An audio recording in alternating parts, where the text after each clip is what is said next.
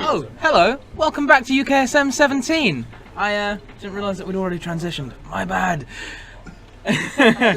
This is about to be the last run of the event. I know, it's emotional. This whole event has been absolutely insane. Oh, they're gesturing to me with tissues. Oh, not to me. I thought you were gesturing to me with tissues, but fine, no. The couch can have all the tissues they want. I don't need tissues. We're about to go live with CountCreep's, We're about to go live with CountCreep's Legend of Zelda Breath of the Wild Master Sword and Dungeons no Amiibo normal mode run on the Wii U. Before we get going, I do want to mention we've got a donation incentive going on. If you donate, make sure that you name the horse, because of course there's a horse in The Legend of Zelda Breath of the Wild. So you have to. We already have one. We already have a donation for the horse. Oh my! It's from Feral. Of course it is. We miss you. The couch misses you, Feral. It's a £10 donation. He says, "Good luck to CountCreep. Sorry I had to go and couldn't be on the couch for your run. I vote to name the horse Owl 3," which I like that. There's two owls on the couch. That's cute. So yes, of course. One's got the Isle of Wight. Oh no. Owl 1's on his way to the Isle of Wight. Owl 2's here. I hope Owl White has a good journey. Owl One has a good journey. Yes. Right, back to stuff. Donation incentive. Please make sure you name the horse in your donation. Whichever name gets the most ins. Oh wait, no, we're going to do a randomizer, weren't we? Yeah. So if there'll be £5 donation, it'll get you into the raffle, and then it'll be picked out of the hat. Yeah. I'll shout out before it happens. Yeah, we'll let you know. We'll let you know when the incentive ends. So, without further ado, sorry for my stumbles there. It's been a long. It's been a long weekend. So yeah, do you want to introduce yourself, the couch, and of course the Discord commentator? Recuse, can you hear me? Hello? Yep, I can hear you good. Can you hear me? Yeah, I can hear him. Is he there? Wait, yep. He's there. Hello? It's a bit quiet. Let me. Hello, can you hear me now? Oh, hey, here we go. I can hear you. So this is Recuse. Okay, I'll be my okay, commentator. He's a lovely man. On the couch here, I've got Course Nova, my girlfriend Laura, and I'm CountCreep, and I'll be doing Breath of the Wild MSD. So, if we're ready on timer. Let us just get the timing software up. There we go. Okay, do you want to give us a countdown? Do you want me to give you a countdown? Give me a countdown. Oh, in German though. I don't know German up to 3. Who do you think I am? I'll I'll do it in French. Oh wait, no. We don't have to tell you German? Yeah, tell me. So, I didn't know. so 1, 2, 3. Ein, zwei, drei. Okay, let's do it. 1, 2, Are you ready? Ready. Ein, zwei, drei.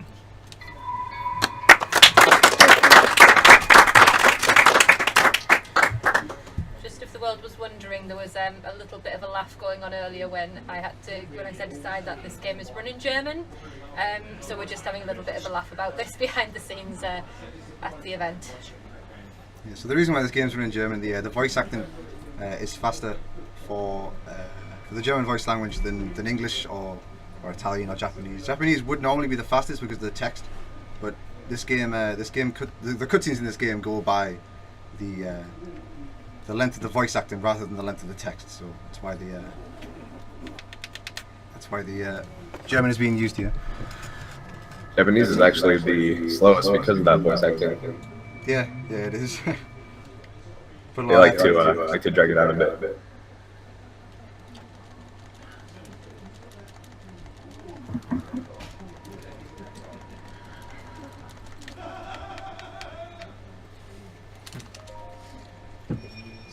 So Rex, do you want to explain whistle sprinting for me, please? Yeah. It's Sorry, I can kind of hear myself.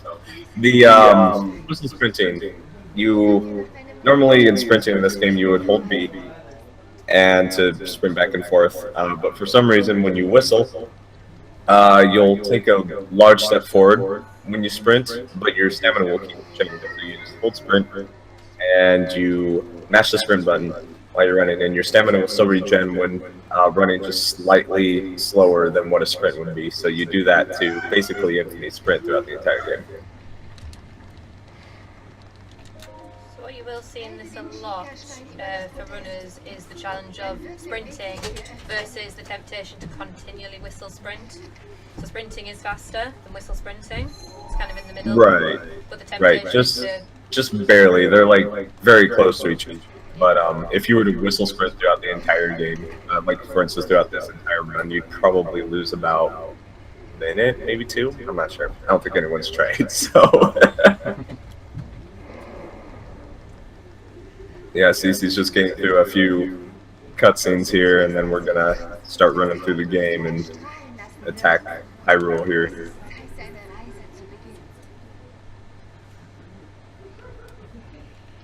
Personally, I always think Link looks remarkably well for being asleep for 100 years. It's a pretty good ship. And I always forget how incredibly fast German is. I just leave my game in English when I do runs because it's easier. But yeah, German has extremely short cutscenes. It saves around 18 seconds by the first shrine, so it's a nice free time save. There's not very many cutscenes where you're locked into voice acting and you have to watch the entire cutscene, but overall it does save quite a bit of time. I'm assuming you didn't. You don't have DLC installed. I don't have DLC on that. Okay, good. The latest DLC added a 30-second cutscene after you get the Master Sword that you have to sit through and watch before you can continue. So normally you would grab the Master Sword, warp to the last shrine, wait through this cutscene, and then go fight the final boss. It's kind of silly.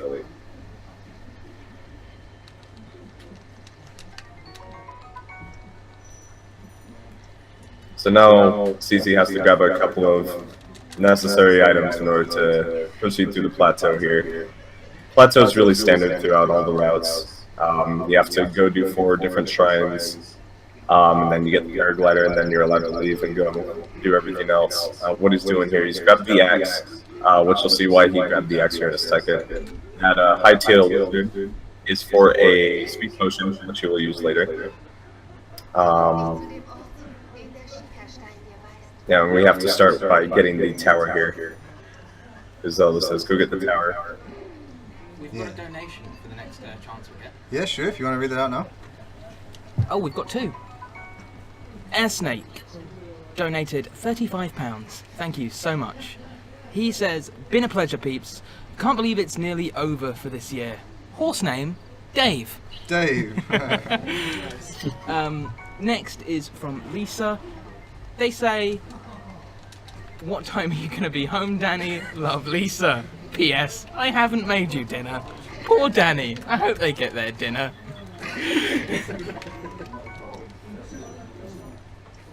Good luck, Danny. So, yeah, what you just saw there was the use of the two-handed weapon. The axe is a two-handed weapon, and it will break shields from an enemy holding up a shield in front of you. It throws them off their face, so he's allowed to pick it up. The shield will be very useful here pretty soon. Yeah, the shield's probably one of the most important items in any game of this. Until paraglider, I'd say one of the most important. So it breaking is not ideal, to say the least. We've got yet another donation. Yeah, sure, go ahead. Clever Pigeon, £10. Hey everyone, sorry to Kotora for leaving his Digimon World run partway through. I was knackered. The RNG minute was cool though. It was lovely to meet you all and share a passion for games and speedrunning. Put this money towards naming the horse Longboy. Here's to 2018.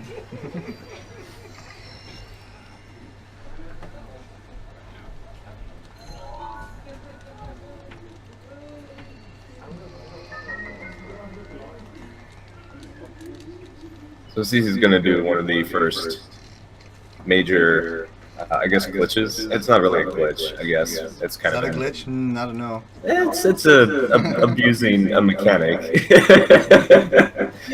But he's gonna fall off this tower here. Normally you'd want to climb down without taking fall damage, but for whatever reason, unequipping and equipping your weapon back will cause your ragdoll state to reset, I guess, or like it resets the height that the game thinks you're falling at. Yeah. So you take no fall damage by the time you hit the ground.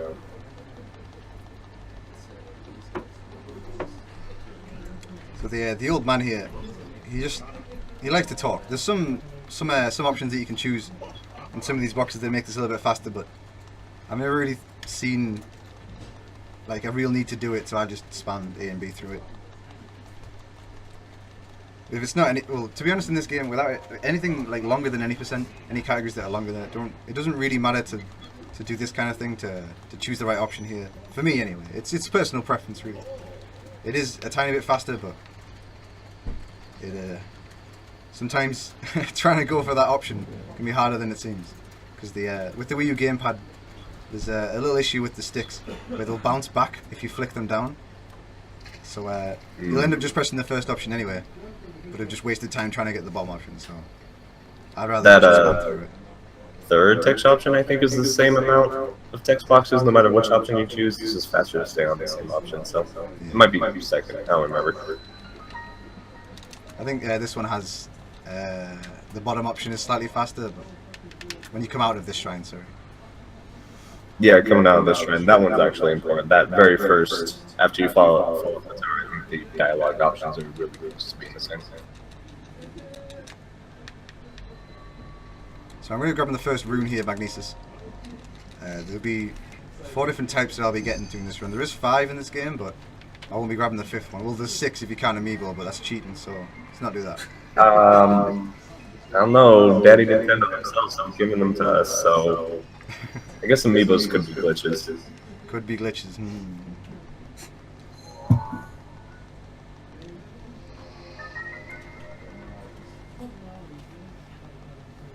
Magnesis itself is used throughout the run, but it's not used as intensely as some others.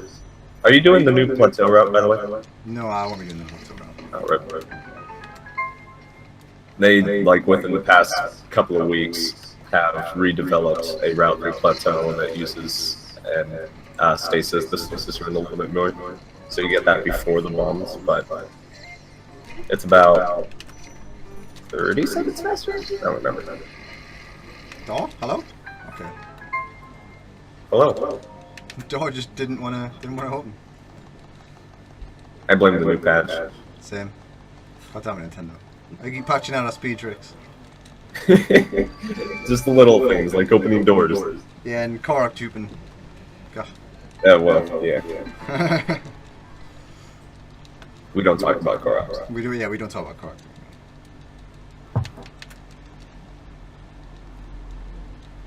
Koroks are probably glitches.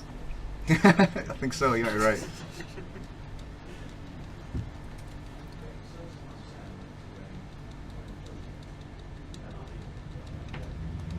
I guess another good thing to talk about would be the version difference between Switch and Wii U. Switch is faster for cutscenes. For some reason, cutscenes on the Switch are incredibly slow. Or sorry, incredibly fast. On the Wii U, they're incredibly slow. But the load screens overall on the Wii U they all load really fast, faster in comparison to Switch. You'll see a lot of load screens obviously throughout the run, but on average it's about 20-30 seconds for load screens on the Wii U, whereas on Switch it's about 30-40 seconds, and it adds up after a while, especially on the longer runs. Yeah, I think a lot of calculated as being like 4 minutes, 4.5 minutes for an MSRT. Yeah. And load screens just overall are inconsistent. Like, there's no way like one single run through and go back and do the exact same thing. The load screens might be completely different. Yeah, there's a lot of variance in the loading for this game. It's kind of, I don't know. It's strange. A lot of things that influence it don't seem to be very measurable. It just seems to be random how the loading time of the loading screens take. It just seems to be very random. We don't really fully understand this game yet in terms of the details like that. But hopefully one day we will, very soon.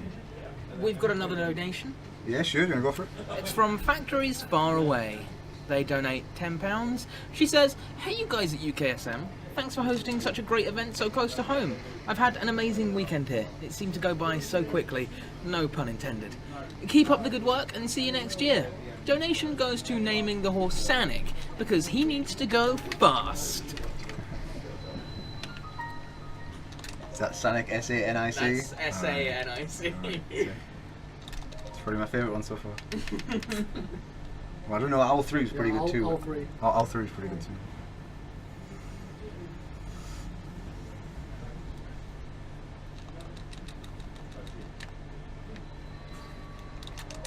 Maybe while we're doing the second ruin, because this is bombs, and bombs to an extent are quite self-explanatory, they explode things. Maybe it might be a good time just to explain the category, because it is quite new for people. Yeah, so MSD is it's Master Sword and Dungeons. Basically what we need to do is get the Master Sword and do all the dungeons and then defeat Ganon, because Ganon is technically classed as a dungeon. So the way we defined what a dungeon was if the area had a 3D map, which Hyrule Castle does. So that's how we define what a dungeon is in this game. So for the Master Sword we need 24 Spirit Orbs, you get 1 per shrine, and then we need 13 hearts in total, and we get the rest of the hearts from the Divine Beasts. And that's kind of it really. That's the only real rules of this category.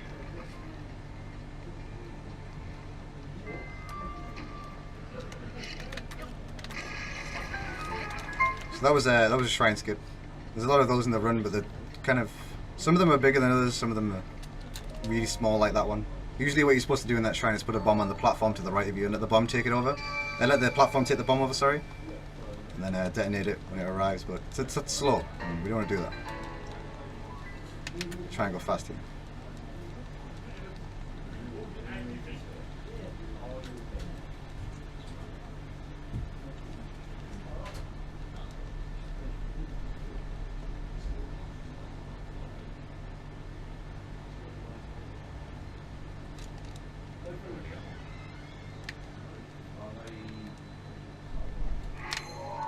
So the reason I paused there before going to the select menu to teleport away, there is a slight, a very short cutscene where Link pulls out the Sheikah Slate and looks at it, and then the camera zooms in on the Sheikah Slate.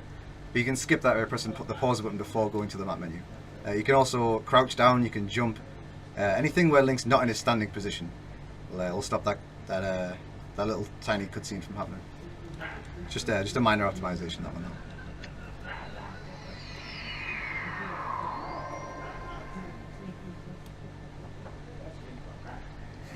So Rex, do you want to touch a little bit on shield surfing and the importance of shields? Rex, hello? Is he gone? We're checking it out. Gone forever. Maybe just I miss you already, Rex. Maybe which problem it might just worth drawing people's attention. Okay. I haven't played as Can you hear me now? There we go. Yeah, I can hear you now. Yeah. I don't know what happened there, that was weird.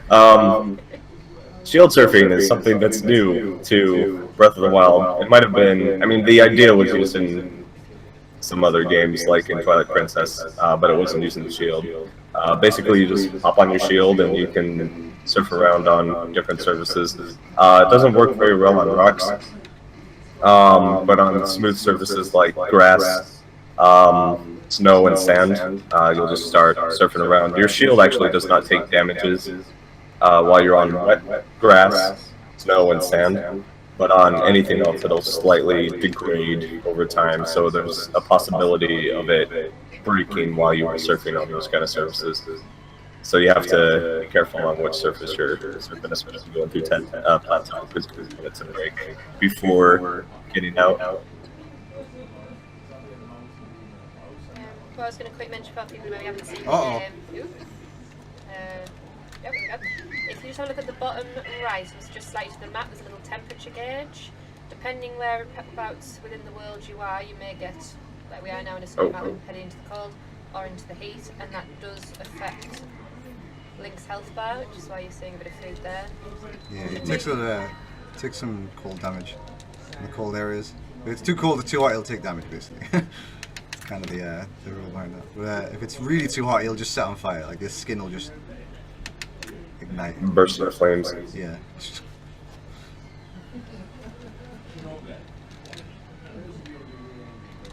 And normally the game wants you to learn about cooking food and using the food to be resistant to cold, but Yeah. we can go fast enough in that area. That's why you grab those 3 mushrooms at the very beginning, so that in case something silly happens, like falling down the mountain, which I've done numerous times, Yeah. because I usually reasons, like to, you just eat a mushroom. I usually like to keep the Hyrule herb, just for later on, just because sometimes some things can happen with horses. Horses are not great. They're really not great. When I say not great, I mean like almost genocidal thoughts. Not great. Not as bad with Amiibo. The enemy Still where you not can. good. Uh-oh.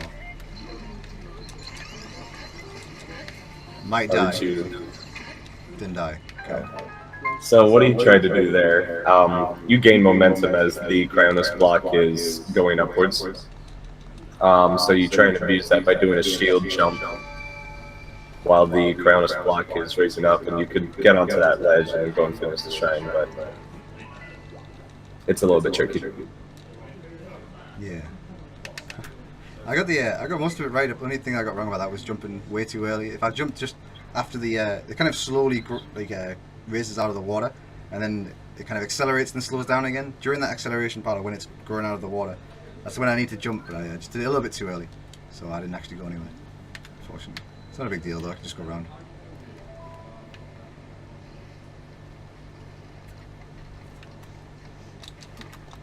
Are you getting the doublet?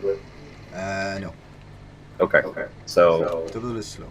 An old man is annoying. yeah, Cece's gonna go shield, do some more shield surfing throughout this entire area, do some slick snowboarding, and then we're gonna go to the last and most useful shrine.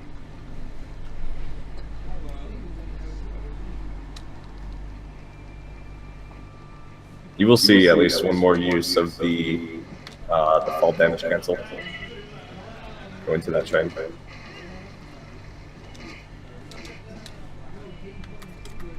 That's the momentum on the rock there. So sometimes when you shield surfing, if you ever stop on a solid object like a rock, or well, just kind of rocks in general, really, this is worrying. I had to eat an extra mushroom before going to Cryonis, so I might die from cold resist here.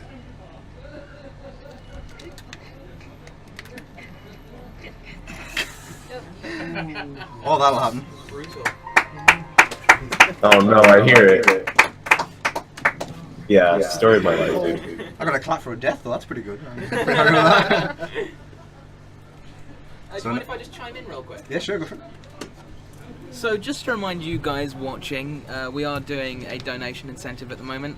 We're trying to name our horse that we'll be getting in the future.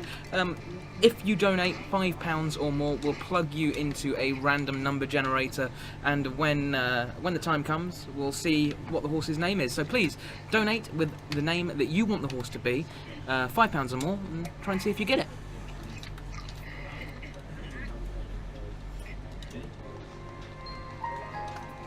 Oh no. Yeah. Oh no. So I was really high there when I opened up the contacts menu. Just got a little bit worried. You can survive there, but I tried to switch I it think around it's so I not could do very fair. the same glitch with the shield, but I missed the opening for it. So never mind. It's all good. It could always be worse. It could be worse. Yeah, I could miss the torch in Rudania like 300 times. That would be bad. Well, that wasn't the problem. The problem was that you threw it off the edge. There we go. Nice. First try. First try, dude.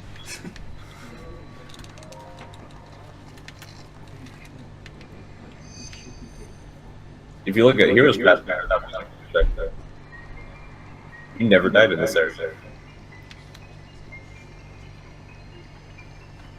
Yeah, Hero's Path will show no deaths there. Nothing I don't know why, but like if you go back and look at your casual playthrough, you'll see all the deaths. But whenever we do a speed run, and I don't know, we hit continue, it doesn't record the death for some reason. It's weird.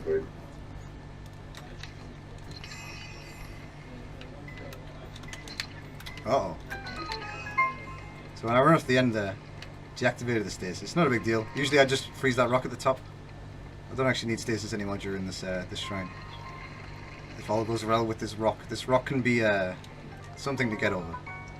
Can go to the right of it. I've just kind of always gone over the top of it. That rock is evil. Oh, nice.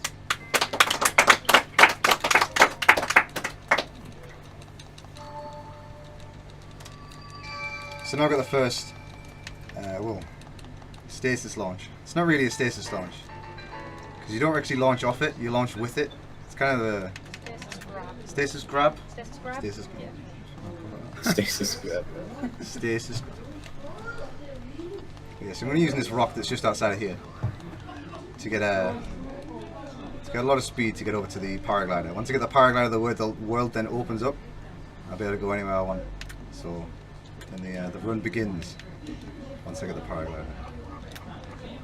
If anyone hasn't seen or played Breath of the Wild, this is the first time you'll get an idea as to how the runners are becoming so creative with negotiating the actual size of this map, especially on runs like this where you do have to visit the majority of the four corners of the area of the map. Yeah, I also fell in the trap when I first played this game of thinking the Great Plateau was the entire world until it opened up, and then I realised how huge it actually is. First thing I tried doing was finding the zoom out button. I was like, oh crap. There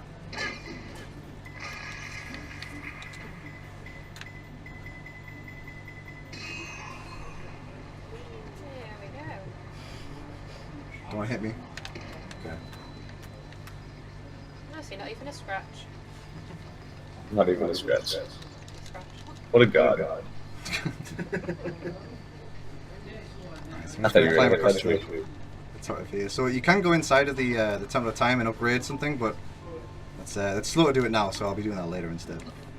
So I'm just gonna bypass that for now. I don't need any more stamina. I only need one stamina bar for the entire run. So I only need hearts. So now I've got some cutscenes to skip. These cutscenes can take a really long time or a really short amount of time on the third one. Once again, the Wii U showing its age. You got a 24/20 going into that cutscene, it looks like. Sorry, say that again?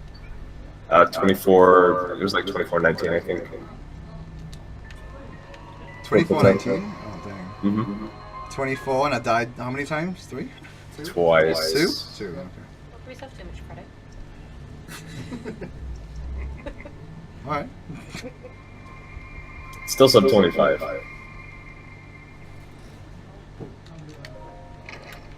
So I'm going to do a shield flop here. It's a dumb name, I know, but it's just what I call it. It's called a physics reset as the official name, but that's really arduous to say in the middle of a run, so I just call it flopping. So what that does is it resets the physics. So for stasis launching become a lot easier now. Usually if you have a bad state of physics when doing a stasis launch, you won't go anywhere, and we want to go places, so it's kind of vital to do that. So I'll be grabbing Here's the first good launch. Yeah, the first good launch. So if you wanna take over for a bit, Rec, I'll Yeah. try and get good at this. So these metal boxes are very popular for launches because they're really easy to launch off of. They have quite a wide window for doing it, but basically what it's going to do is stasis this thing to full. He's going to use an arrow to angle it a little bit. And then he's going to jump at a very... Oh, you're using the plank. Never mind. I'm using the plank, yeah. Babby strats. Granny strats, dude. That's actually probably easier in this area. I have the way that box is positioned is just a little bit finicky sometimes, but so basically the energy of the plank plate, all that momentum is transferred into Link and goes flying forward. Now he's going to get our horse. The horses in this area Well, each horse patch is based off of a generator. This one has a chance to spawn a 4-speed horse. And I got the it's... 4-speed wreck. You got it first try? Yeah, first try, dude. Holy crap, that's random. Who did it, Reddit? Just remember, guys, this is the horse you're now naming. This poor horse needs a name. Keep sending your donations in. £5 alongside the name or more if you want to give more, entirely up to you. And got a little bit longer, but we will be naming the horse very soon. So Oh no. not much longer to get your choices in for that. So the idea with wild horses is they'll like whip around, they'll go different directions, they'll do a lot of weird things while you're riding them, and they have it. Basically, what you see him doing is mashing the L button, and he's taming it. Basically, after a while, it won't do this as much, but wild horses are really silly. Oh, you're doing the horse glitch too. Yeah. There's a lot of things happening during the horse glitch. Basically, you're jumping off of the horse and grabbing onto it really quick by hitting a series of buttons. You're hitting both the button to jump off of the horse, as well as going into a shield jump, as well as pulling out your bow, and it does it really quickly to the point where you grab the horse again and it resets its stamina. You can see it there. It's shows that it doesn't have stamina, but you do it so quickly that it doesn't give the UI time to reset, I guess.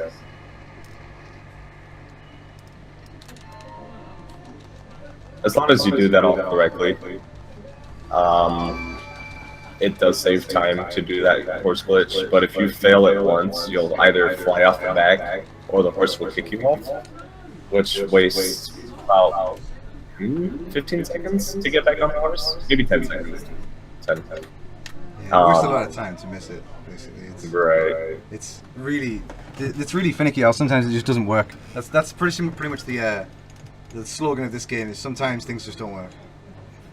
It's not really. Sometimes there's just no way to know why some things don't work. There will always be a reason, I know, but sometimes it's just impossible to realize or know how it's not working.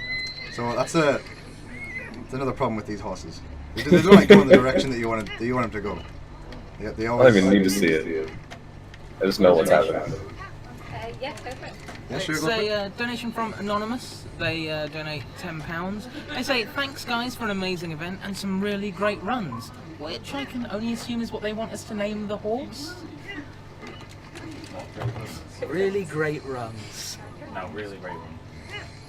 Oh yeah, it does it? We'll condense it. GR, the number 8, RUNS. The number 8. Okay. We're gonna need No, a no, not gonna name it yet. No, don't worry. Not just yet, but No, just no. think about It's slow to name it here. I'll do it later. It's name it Share later. Loyal. I'll be naming it. The stable near Share Loyal, which is on the way to Meadow. I'll let you know. Don't worry about it. So I'm gonna. Nice backup shield. Yeah. Never thought about that. So I'm gonna do a recently found strat by Recuse here in this shrine. So Hey, what we that's me. used to do, we used to take one of the boxes and we used to stasis it, put a bomb underneath it, and then hit it a few times. But Rec found out we didn't need to do any of that. We The just boxes put are really light, so you can just blow it up with a bomb. I actually did that by accident by forgetting to stasis it. He did it by accident. Oh, that's great. I'm so happy. from a casual point of view, that shrine is a pain. When you do this on a casual run and you're just learning it, it's a pain.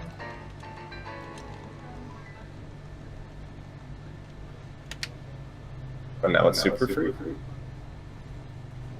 There's a couple of these shrines that everybody like, oh, I hated this shrine. It's awful. And we just skip most of the rooms.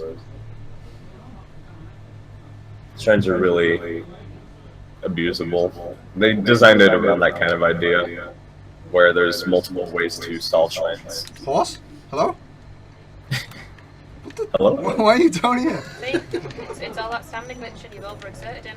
You've had enough. We've had 2 more. Wait, what? Right at the end of the hall. Yeah, And sure. When I say 2 more donations, they're both from Ozita. It's both the same message. and they're both £5. So he says the only good name for a horse is Epona, twice. So Epona. This is pronounce Epona. things. Epona? Epona, yeah. It's the name of the horse in all the Zelda series has always been Yeah, called I know Epona. that. I mean, could rush order you an amiibo, get you the real fella. Yeah. Could do that. I don't have any amiibos though, so. Just say if the horse name ends up being Epona, you should be forced to scan one in. I don't have any to scan in. I don't have any amiibos at all.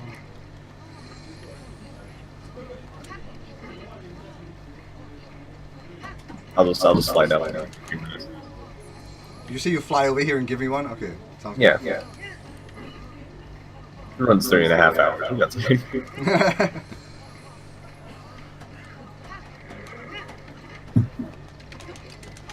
Are you getting the swords from the next shrine? I'll be getting one of them. Okay. There's a few different ways to do this next shrine. The typical and fastest way, at least, is to just, I mean, you'll see him do it here in a minute. I won't spoil it. Yeah. No spoilers. The horses are really hard to control in this game. Like they'll just veer off based on like if there's a path in front of you, something that it defines as a path, and it'll say, "Oh, I need to follow that," but it'll just lead directly into a rock, and then you're just gonna hit the rock. So, yeah. Yeah, that was one of the bonuses with horses is you can just let them guide you, but for speedrunning it's kind of a pain sometimes.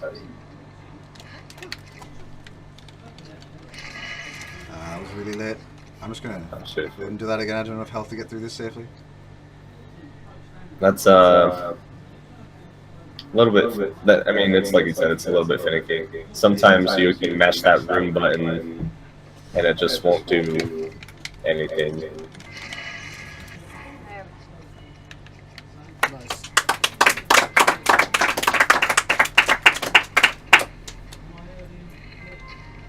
So yeah, the reason why I eat getting on top of there is sometimes Link can roll and hit himself in the face, and he'll die. So I don't want that to happen.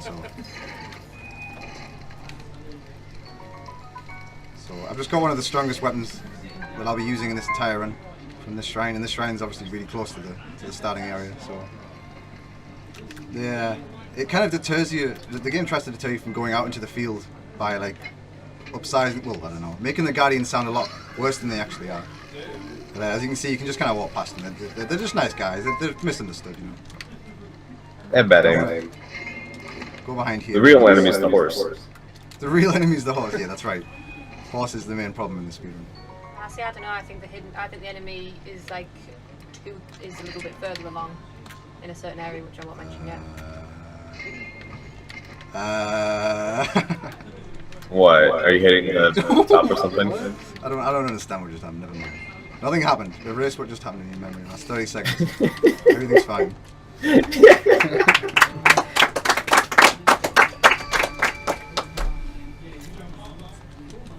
This used to be a world record stream. This used to be a world record stream.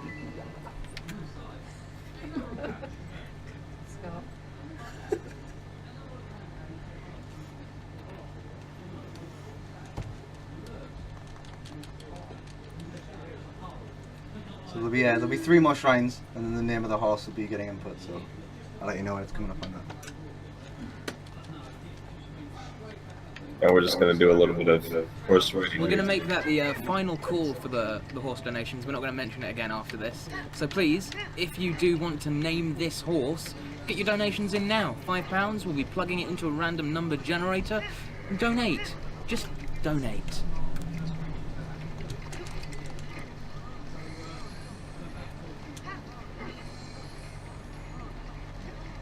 It's just we are in Hyrule, and there are some very cool looking dudes with like tentacle like legs walking around with lasers, like this dude. Horse? And the horse. Yeah, this is what I mean by the horse being the enemy. Horse?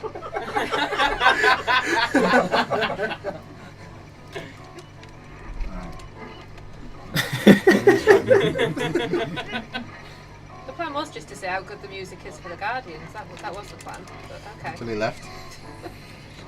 Went. I want to go up here and get this. Yeah, I think you've got a point. I think this is horse exhaustion and getting its own back.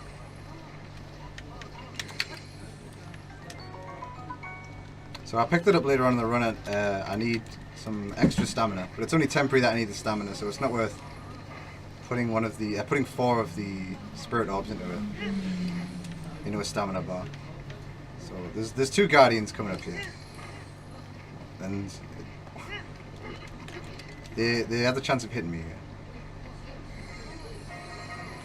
I know. I think this is fine. You know it's been really late, so nothing to worry about. I think the horse has more of a chance of. So the horses are funny. If they see like a rock in the middle of the road, they'll stop, like in place, and they have like a 5-second animation of them saying, I can't move anymore." Yeah, they don't listen at all. So this is a minor. Sorry, carry on. Sorry, go ahead. No. So this is a minor test of strength. So there is something called pre-shooting that you can do here, but I won't be doing it in this shrine just because I don't have enough arrows to do for this shrine. But basically what happens is, if you fire an arrow before this cutscene happens, and the arrow's around where the Guardian is, when this cutscene restarts, the gameplay restarts again, the arrow will carry on in distance and it'll hit him. So he could shoot me here, but he was really nice and didn't. What a guy. Now I just want him to hit me, and he's dead.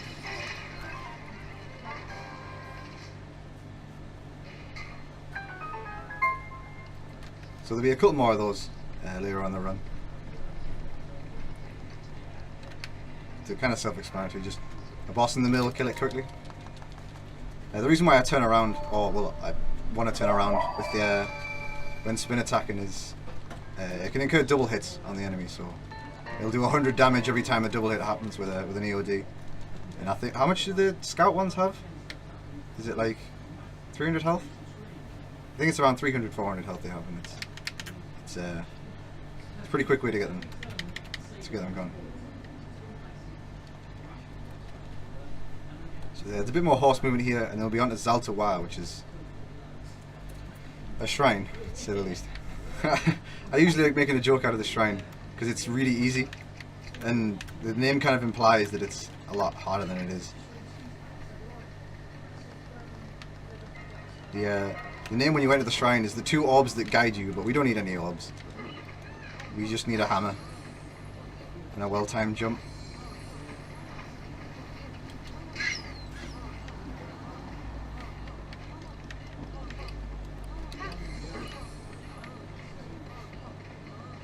The way I do it is I never get that jump.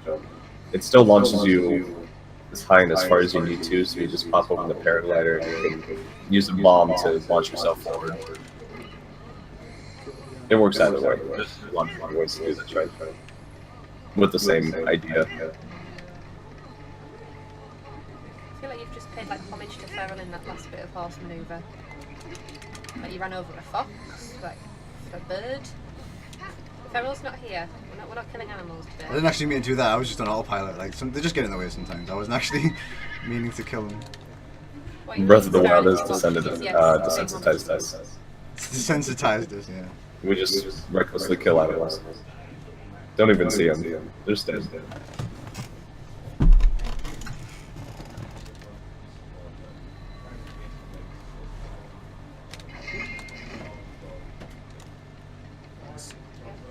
Easy every time.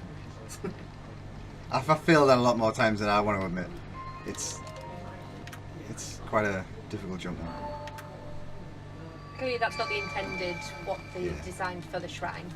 What the shrine wants you to do is to take two orbs that are hidden back. Well, one's hidden behind a door, and one's like on a pedestal that you've got to shoot down with an arrow. And then that platform that landed on will extend outwards and then retract inwards. But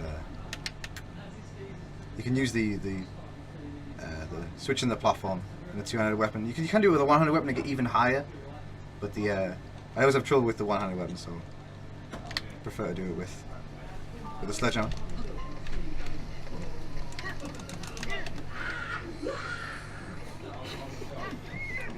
Okay, so this is the Final horse journey. Wow, words are impossible, dude. I don't know how anyone does it. So it's the final horse journey to before we name the horse here. So we'll be doing Zelda. So when I enter Zelda, it'll be a good time to cut off the donations for the horse's name. Can't even speak. Sorry. Just let the XES stop working. So there's nothing in front of the horse, as you can see. He just didn't want to go anywhere. He still didn't want to go anywhere. No? He's tired, dude. He's not tired. He just didn't want to go anywhere. I don't understand. But you'll go down here. This is much steeper than that one. It's something, these horses. I've actually never seen that. One of those it's never happened before moments. See, I'm paying attention now. I'm trying to avoid the animals. Oh, Trying to avoid.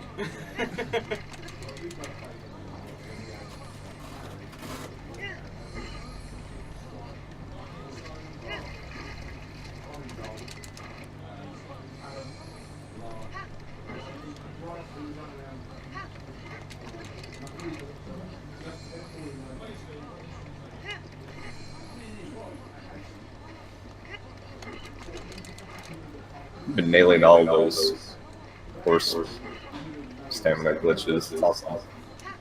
yeah, I'm surprised how I many. usually fail the first one. I just don't do it anymore. That's what it used to be like. I used to fail the first one and just give up and never do it again. It's kind of how I'd like start the runs. If I failed the first one, I wouldn't bother anymore. Alright, so this is Share Loyal. So, ready for the horse name whenever you are.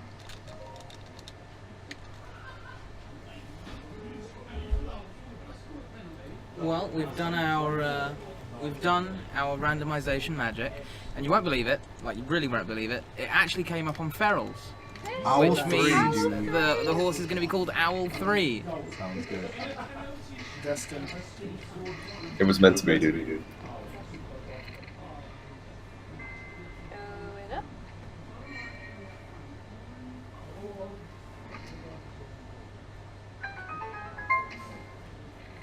So with this game, if you open up, well, if you pull back an arrow in midair, it'll start a quick time event, which is the kind of like bullet time. But if you're already holding it when you get launched into the air, it doesn't start it because there's no kind of, I don't know, I guess no trigger to start it because I haven't started pressing it in the air. So it just kind of lets you go up at full speed and come down at full speed, which is nice. Saves a little bit of time. The preferable strat for that shrine is if you've got a bomb arrow, is to use the bomb arrow as the ball rolls into the what's it called, like a socket? I don't know what you want to call it. Platform? Hole. Yeah, that'll do. Great. So you want kind of like the bomb arrow to be going in across in midair as that cutscene starts, and then the switch on the other side will activate, and then the bomb arrow will hit it as soon as it comes out of that cutscene, which is pretty nice. Horse? Totally forgot about him there. Usually for all dungeons you don't need to put a horse in the shrine, so get a little bit forgetful sometimes, I apologise. Alright, so we're gonna grab a couple of things here, steal some money, and name the horse. Oh, we're not stealing money. Well, We're okay, making- borrowing without the intention to return, alright, say it that way. Yeah. Yeah, this guy has a wonderful dream. It's a very beautiful dream. It involves a fairy fountain. He gives you all this money for you to help him with your dream, his dream. Then we just leave and spend it on arrows. Yeah, that's pretty much it. It's been put to good use.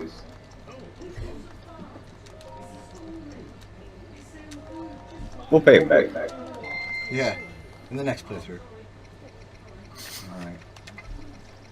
It's just racking up debt over every playthrough. You'll never I know I owe him like Oh, whoops. 500,000 rupees. Sorry, German keyboard confused me a little bit. Alright, that'll do.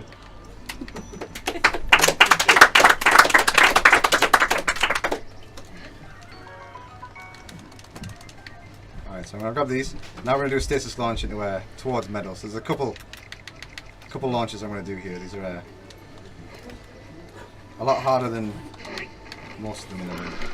These are the ones I'd mess up the most. So just doing a quick physics reset there by jumping on the shield. Horse, don't come near me. I don't want to kill you accidentally with this tree. Horse, no, horse. Oh no, horse's final boss, dude. It's no longer a horse, it's all three. I was going to say, if you didn't make that stasis launch, I'd be sending Feral a message saying you're accountable for that. Yeah, because the horse only well, responds to your whistle once he's inside of the stable. Oh, words are impossible. Okay, so I'm going to hopefully get some good drops from this rare ore that's here. I need at least 870 rupees from this. And a diamond, alright, we were in there. Nice. Oh, there it is.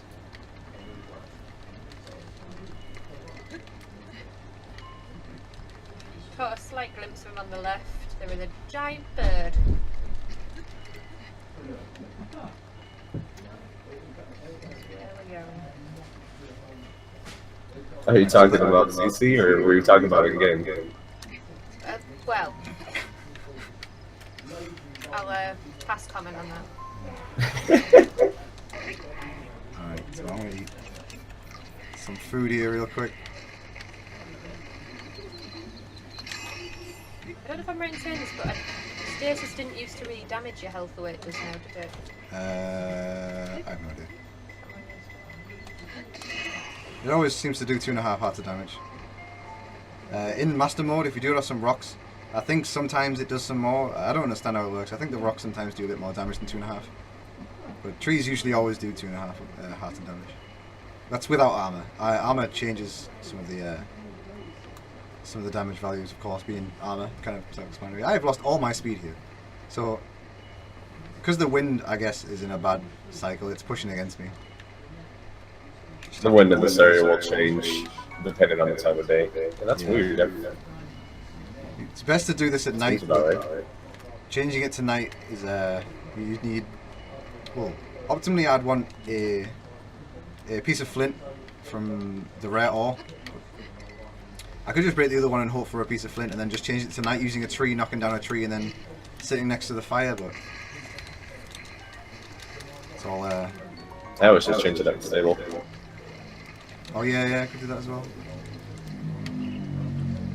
Alright. So, I've forgot how to play this game. It's not that direction. So I'm gonna go do a rocket launch here. I didn't plan to do this, but I'm feeling risky, so I'll go for it.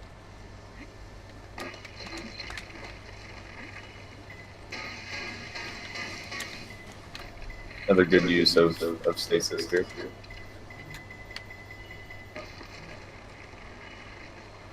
I'll do. Ow! I can't wait to see what this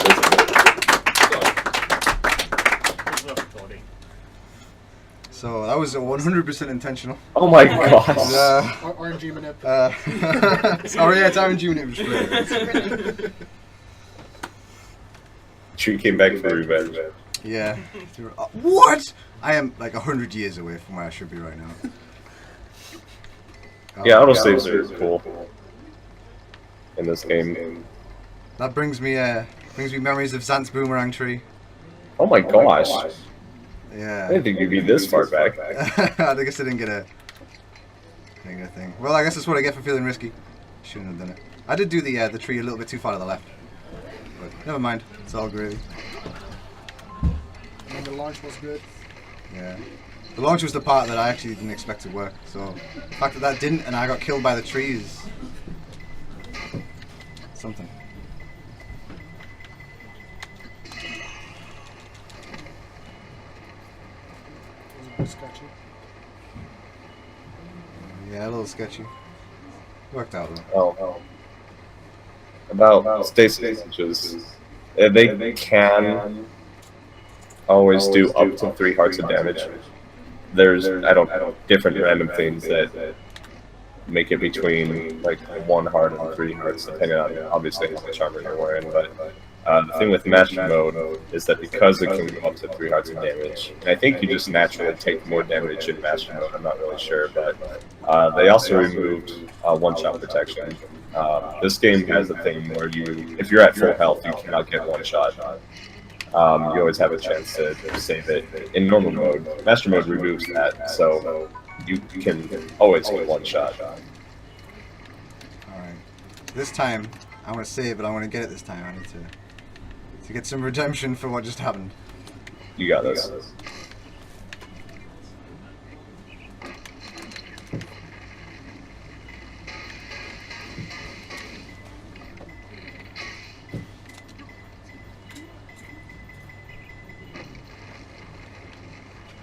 Alright, so it's a bit lower, but it's fine. Just land on top of here. So as soon as I land in the village. As soon as I land in this village, this cutscene is going to start. I'm going to skip the cutscene. I need to go up and talk to the elder of the village to start the quest line for Meadow.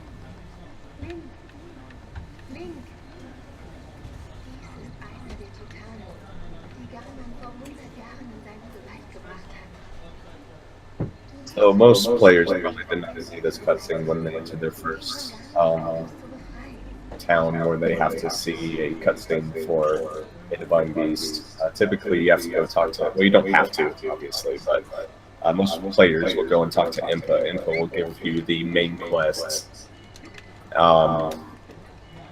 and she tells you, go defeat all the divine beasts. Since we haven't done that, when you land in a town that's around the divine beast, you'll get the cutscene, and then Zelda will say, "Hey, you need to go kill the divine beast." Whoops. You only get that if you don't talk to anybody.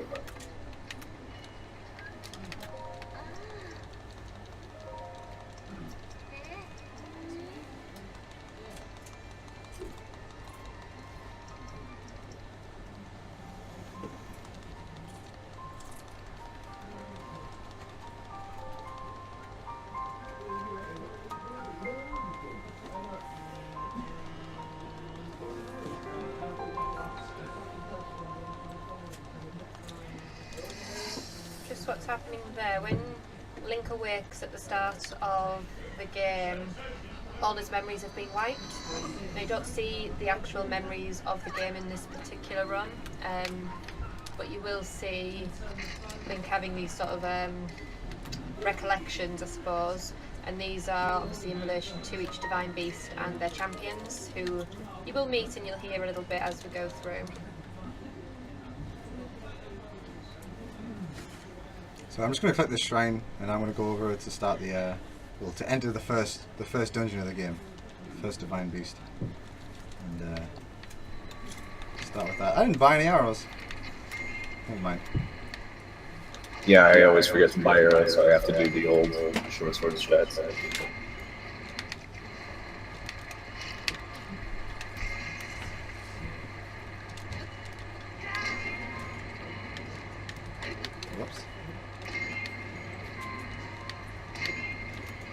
So you'll see CC jump after he does like an attack with a two-handed weapon. The animation for using a two-handed weapon is really slow, but if you jump after you do the attack, it'll cancel it so you can continue moving. Okay, so I'm going to go out of the shop now, buy those arrows and some mushrooms for cold resistance during meadow, and I'm going to go towards the divine beast and enter the first dungeon now. Just need to grab one more shrine on the way, and then we're on track for 24 spirit orbs.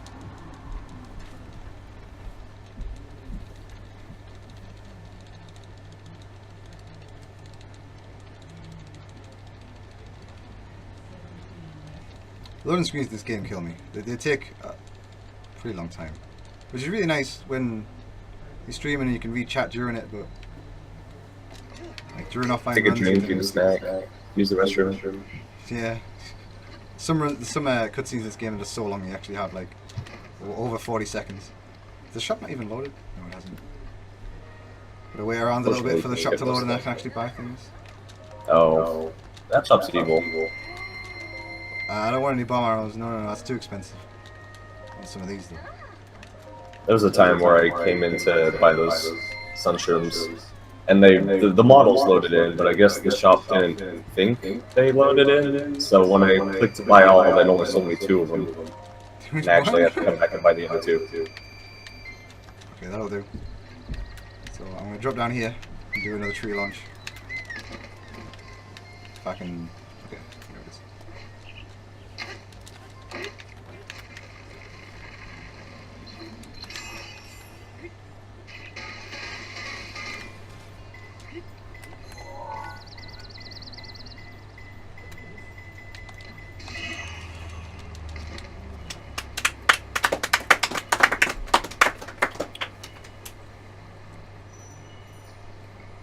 So I've got to get this this shrine pretty quickly here, because I can die from cold damage. Sorry, actually never mind. It's not all dungeons. Don't worry about it. I'm not going to die. So this shrine's pretty simple.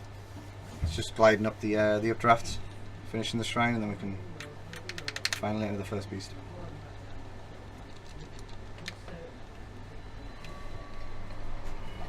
It's the Rivali's Gale tutorial. Yeah, Rivali's Gale tutorial.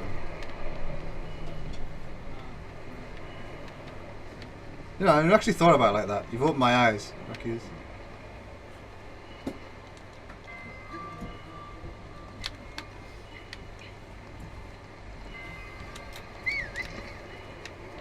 I don't have a sassy comeback for that one, I'm sorry. Oh, it's alright. Never mind. Maybe next time. Rain check.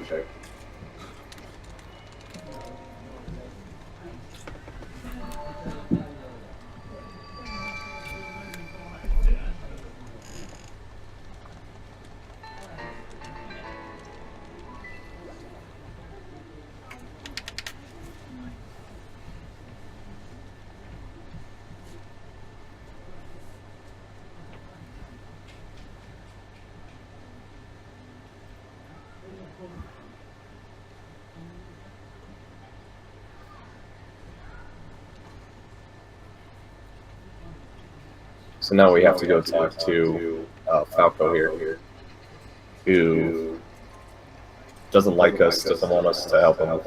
Did you call him Falco? We're gonna go. Basically Falco. Basically Falco, yeah, I see.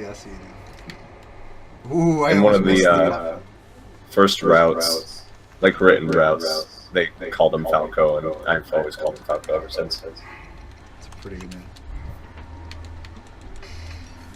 I personally love how grand she is that you're volunteering to help, and he's like, prove to me you're an archer and can fire some arrows.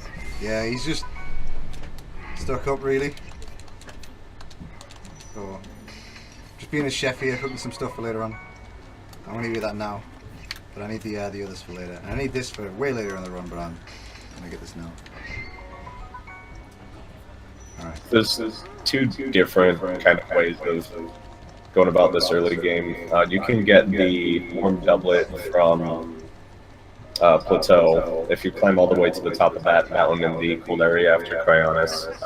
The old man will give you his warm doublet, which gives you level 1 cold resistance. In these areas, you need level 2 cold resistance. So you can get that and click timbers, and you can go through this area very easily. The alternative, which is what most people I think do nowadays, is you get those sunshrooms and you cook all 4 of them, and you get level 2 anyway. So it's typically faster. It depends on the route.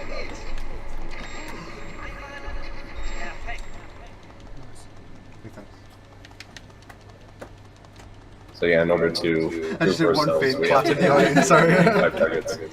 Whoa! You started falling there. I was scared. Yeah, all planned. Oh, it's alright, Seba, don't worry about it.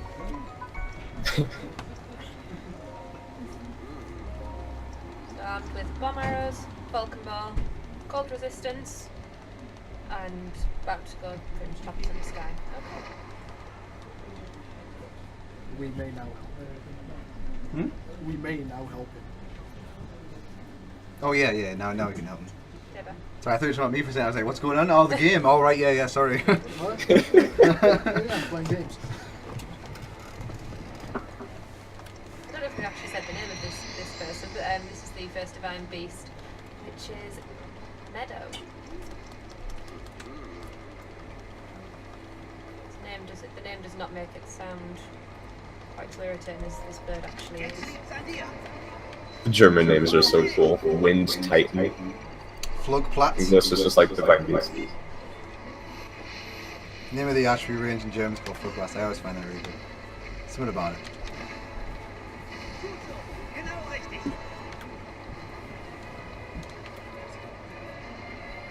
So we need to destroy these 4 turrets on the outside here, so we can gain access to the center of the meadow and cleanse it.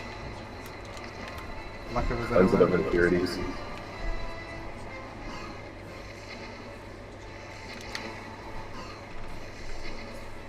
They're a little bit finicky sometimes because it's not incredibly precise. The bomb arrows themselves have a pretty good splash area, so even if you miss it just a little bit, sometimes it'll still consider it a hit. But sometimes you might miss like 1 shot or 2. But yeah. Sometimes you can go over the top and it'll just slightly miss. I'll go to the side and it's, this very last one, I think Meadow in this area, I don't know if it's static, I'm pretty sure it's static, but I always feel like it's still rotating to the left a little bit, so I always miss 1 shot on that very last one because I am too far to the right. But it's probably placebo, not just bad.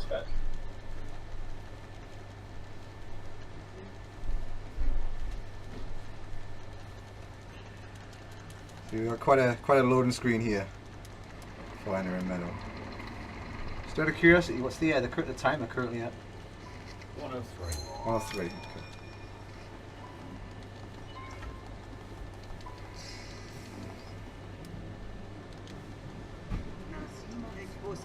And there he is.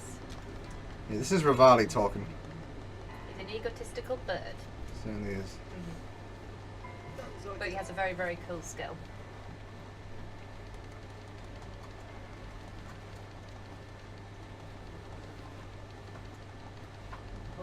If you are going to play this and play it casually, do take time to actually watch the cutscenes. I think everyone will. No, but like especially Rivali. A very special place in my heart for Rivali. So this is actually the only Divine Beast where it's unique that you do not have to get them. You can actually go and complete this entire Divine Beast without them. We just abuse the gales and the updrafts around the area to get around everywhere. It's actually super cool. This might be too low. Yeah, alright.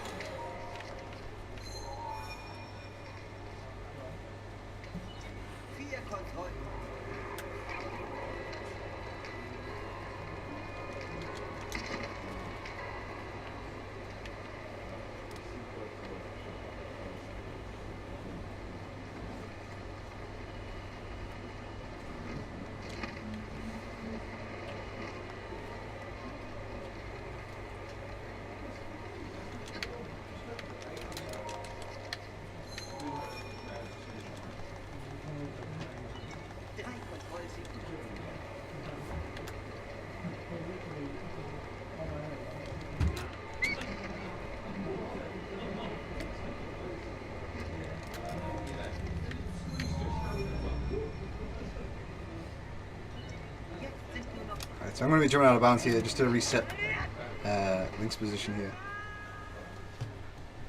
So you can get down the without the map, but of course if you get down the without the map you have to leave the area. So Nintendo didn't want that, so they made it so when you die down there you just come back up here. Which is really convenient, because now we can just carry on with the dungeon.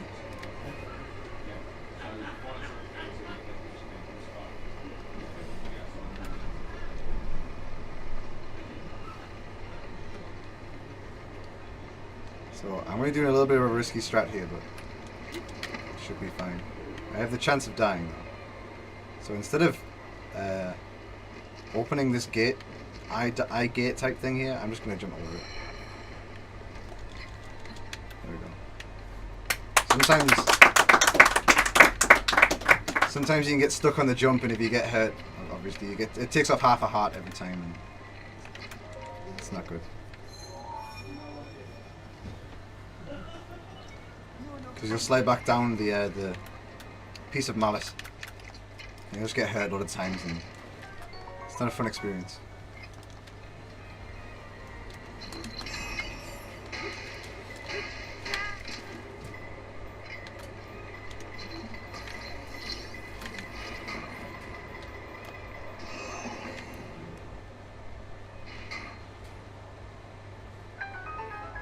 So I move a bit to the left there because sometimes that button, well, the button presser can bounce back and just kill me instantly. So You've had a bounce back, have you? sorry. You've had a bounce back? Yeah, I've had it bounce back and kill me before. Yeah. It was when I did the spin strat though. So I've hit it like 4 or 5 times and then it's just destroying me. Yeah, I just hit it 3. It doesn't happen That a was a lot. pretty since I did solid this. meta. I don't like being near it just for safety's sake. Now we get to fight our first major boss of the game. You'll probably see this on every watch, but bows are really easy to abuse in this game. They do a significant amount of damage, as long as you get your headshots. Uh-oh. Did that a little bit too early. Not big.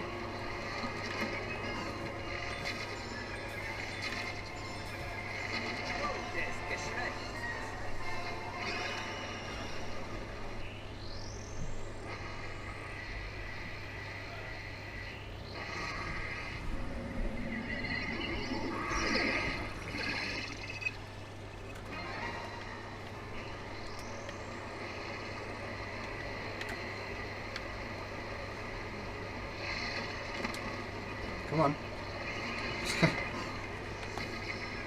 He likes to take his time sometimes. Like right now he's checking his nails. Oh, you can get knocked down. Oh, okay, okay. Yeah, this is fine.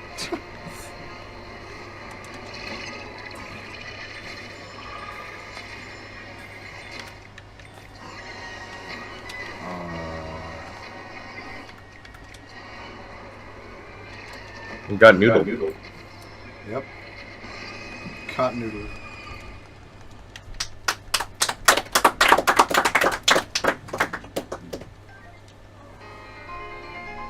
Alright.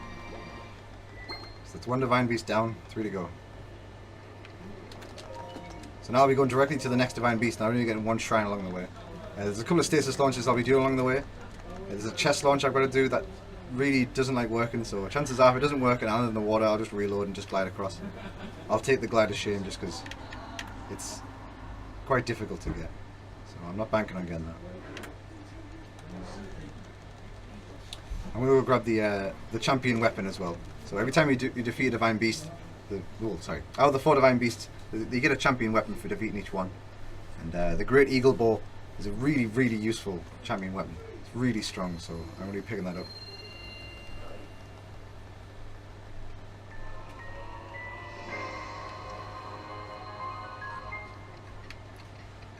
Is each champion giving you some sort of gift or reminiscence of the champion, in this case the bow. You also gain a skill, which is what you saw get picked up there. Which Rivali's skill is Rivali's Gale. Rivali's Gale is Rivali's Gale. I like that description, it's very informative and good description. It was an egotistical bird. Yeah, yes, I understand. He named it after himself. He named it after himself. Very good. Well, they're all kind of... Yeah, but it's him. His is just special. Can we talk about the cups? They are very square cups, I don't understand why. But you see Rivali's Gale get used a lot, and you'll Yeah, hear it's really, really useful. and you'll hear a lot about Rivali's Gale management. Out of the 4 skills, this is the one you have to manage the most carefully. Because once you've used 3, for each skill you get 3 instances to use it, and then there's a sort of a refresh period. But with Rivali's Gale allowing you to scale heights, you need to manage them very, very carefully. Yeah, with a 5-minute cooldown, you need to know when to use them and when to not. So. They're very, very valuable using these in the right places. So I'm going to save here real quick and then I'll go for this chest launch. As I say, probably not going to work.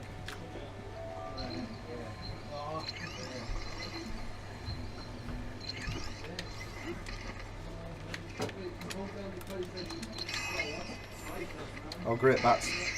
Oh well. Get away.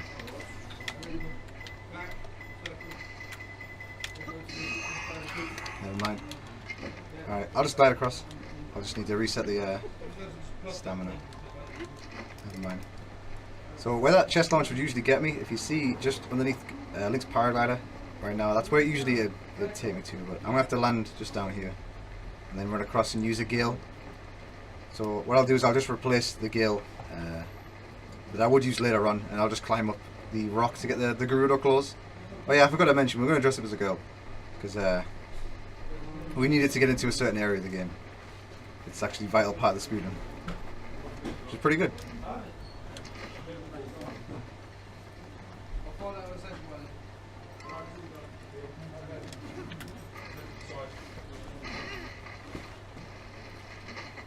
Oh, okay, so shock bats, they're more dangerous than bosses in this game. They like to mess things up. Usually when you're on when you're traveling between areas on a sand seal, they like to come out of nowhere and just destroy you. So kind of want to stay away from them, because just coming in like in a near vicinity of you can kill you. If you have a weapon in your hand, you'll drop your weapon. They'll do like 2.5 to 3 hearts damage. I'm not sure how much they do, but they do a lot. It's not great. So, I'm going to climb up here, then I'll be doing another stasis launch towards Gerudo Town. How did you miss the chest launch? Yeah, I missed the chest launch. I was a little bit too late, so it sent me up rather than across. Never mind. At least it didn't land in the water.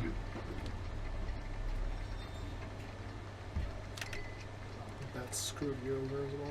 Yeah, well, bats just give me a little bit less time to set it up, which is a little bit annoying, but never mind. It's all good. The chest launch coming out of Brownness is a little bit finicky. Oh, did you use the DLC chest or the wood one? Yeah, I usually use the DLC chest, but without having the DLC, I had to use the one, unfortunately. Oh, so you uninstalled it completely, okay. It's a little bit off. So this can roll away sometimes, this tree. You can do this! Oh, no, please. I can still be able to do this? Okay. This should be fine. So this tree's really, really finicky, and this is one of the hardest stasis launches in the game for me.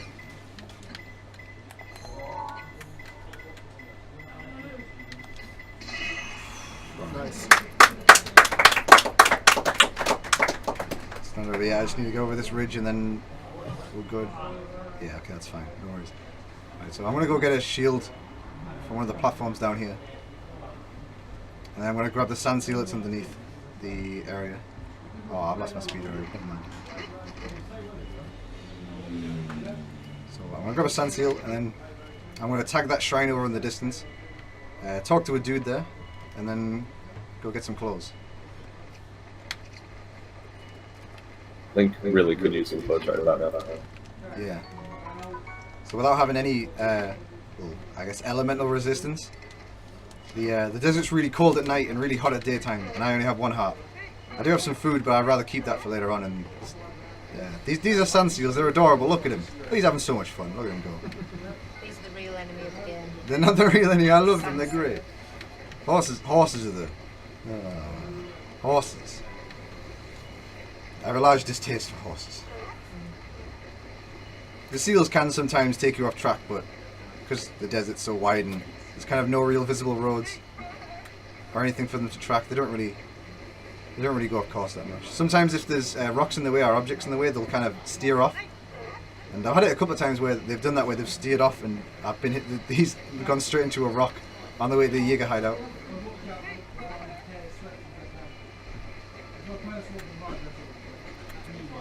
So for the guide, so I can buy the clothes. He's over there in Karkzabdar, but I can't use. Sorry, I can't see him or find him at all until I've spoken to the guy over here who's doing research on the village. Research being the key word. Yeah, he's perfect, basically. His name's Benjamin.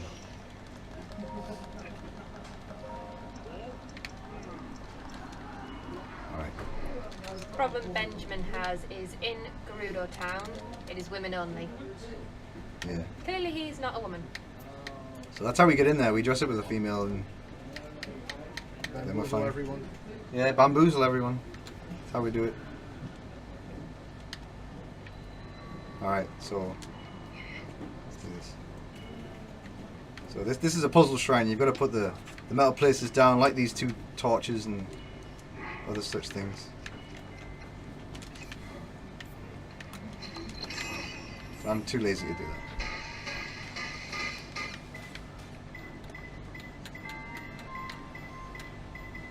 I'm excited to see what this is. I don't know this Oh yet. no.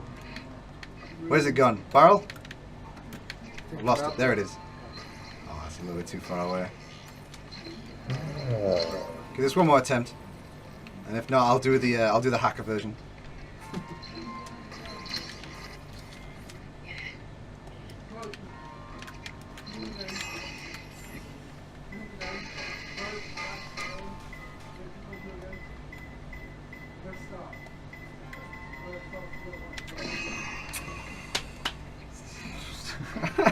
That wasn't a clap. That wasn't a clap? No, that was more like, ah, shit. Oh, okay, fair enough. Frustration. Alright, one more. I'm pushing it here. You got this. So we figured this out in the practice room, It was amazing. and it worked every time. I got it like 5 out of 5 times. Yeah. I was gonna say, isn't this the same thing they do in the Gonzalez chat? Or Shrine? Here we Nice. go. Oh no! Never mind. Alright, I'll do the hacker way. It's all good. Singular clap. Singular clap. It's all it deserves. Can you get in the corner? There we go. So what I'm gonna do is just throw this in the ground. Bamboozle the game. I won't do it the normal way, it's not gonna make me.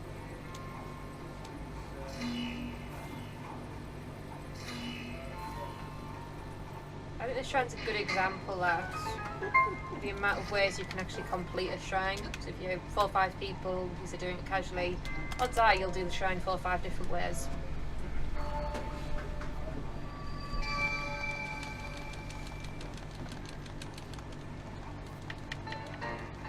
Yeah, the normal way to do that shrine is really arduous and really long, so... There is another way you can do that as well. If you take that chest and put it next to the staircase on the left hand side when you first go in, and then you can do a stasis launch off it and use that to get over as well. But usually with the barrel launches they're pretty consistent because there's an easy visual cue to put Link's head right in front of the arrow and then just jump on like the second last beep. But, I guess it was a little bit too far back, so that's why I slid off. Never mind. Unfortunate. Yeah, just gonna do some sick tricks instead. Sorry, I'll try and make up for it. Compensate. Compensate with some spins. So after I leave that shrine, the sun seal disappears. Oh jeez, no. Oh what, dude? No, don't do this. Don't kill me. Oh no. I hate bats. They're the worst. Oh, wow. Please go away. Please. You might freeze. Oh no. Oh, dude, the bats distracted me from the code damage. Just too late, sorry. Nah, it's alright, don't worry about it. My own fault. Shouldn't have shield served directly into it. Well, at least got some cool tricks. I died. There you go. Yeah. You can clap for that. Alright. You could also tag the shrine with the sand seal still there, and then just use the sand seal to go get the clothes and then warp back and then do the shrine.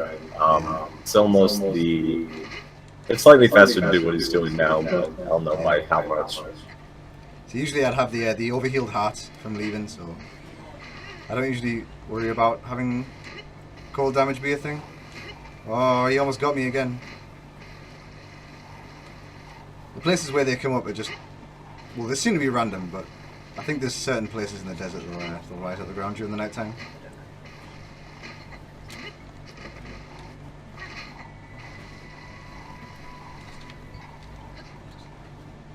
Oh, wait a minute.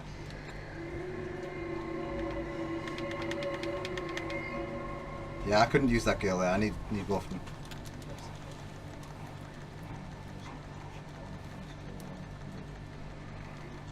So this is Van der Burris. We'll be taking down that big camel pretty shortly. First we need to get into the village and say that we can solve all their problems. So I want to get this ladder here back and see where I am. There we go. It's actually really important that all of his gales before he enters Yiga hideout coming up here, because he'll need those 3 gales before entering the Boris.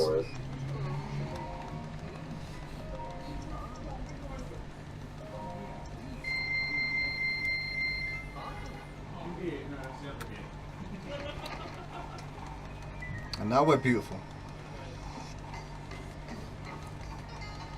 Adorable.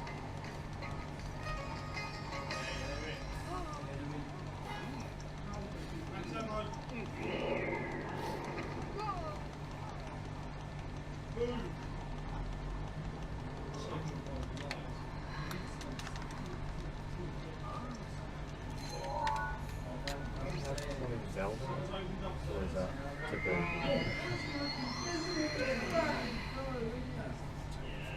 Alright, so I'm going to go talk to Riju now. So we get a Riju. We'll be able to start the quest to get the Thunder Helm and go to the Eager hideout. We've got a mini boss in there, and then we'll be going into the Brewers. So hopefully Riju's there, because sometimes she just doesn't load, and it's just a soft lock. But hopefully everything will be alright. Just gonna wait for my stamina bar to fill up a little bit more.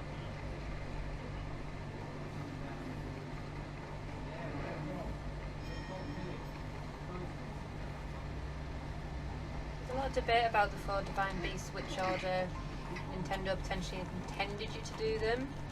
I personally find Nibiru's the hardest of the 4. Yeah, Nibiru's I think is probably widely considered the hardest dungeon. Well, not because of the dungeon, just mostly because of the boss fight, Thunderblight. He's pretty quick and nimble. Doesn't have a very large head, so he's not easy to hit. But it's probably the hardest blight fight out of the 4. Sorry, out of the 5. Spoilers. Ganon's also a blight. Ruined. Sorry, I've ruined it for you.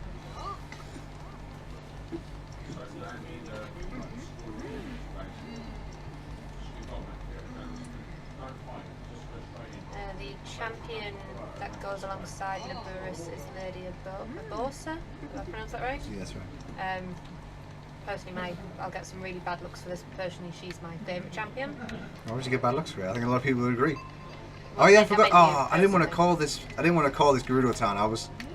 Oh, rip. I missed my joke. Never mind. So what I like to refer to this town as is Thick City, because everyone in this city is really thick. For example, we're going to see the thickest lady in this town right now. Here she is. Call her Thunder Thighs.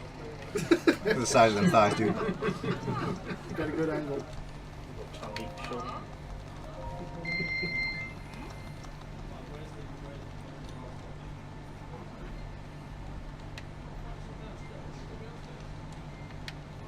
Alright, so I have to see the Year Clan and get the Thunder Helm back now. So this is kind of like a stealth area, stealth mission type thing. If I get caught, all the doors will shut and they'll chase me until I die. So let's hope I don't get caught. On a side note, can we call the Sand Seal Dave? If you want to call him Dave, you can call him Dave. Okay. I don't mind. Dave's been very important this UKSM weekend. God damn it, Dave. If only you got in the car. Hmm? If only you got in If the only car. you got in the car, yeah.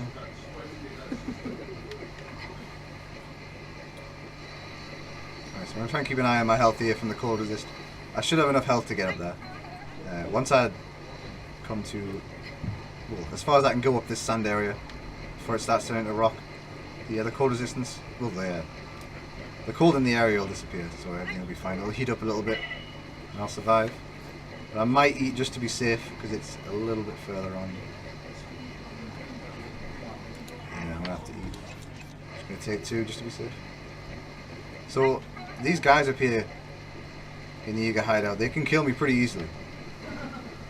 If anyone hits me with a bow and arrow, any arrow at all, I'm pretty much done.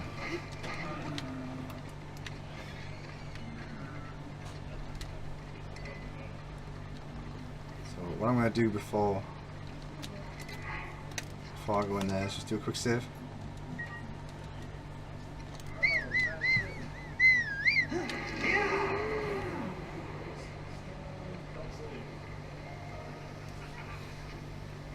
So they'll spawn for the first time, each one of them, and then they'll go into like an attack phase type thing, try and hit me here. Usually it's pretty safe, but if any of them hit me, I'll die instantly. Or they'll just disappear. Oh, yeah, there they are. Usually there's a lot more than this. It's kind of anticlimactic, I'm sorry. Wow, okay, no one's even trying. Oh, there you go. Well, that's the Yiga clan, I guess? That was really anticlimactic, I'm sorry. Alright, so I'm gonna grab this bow to use later. I'm gonna enter the hideout now. And get some bananas.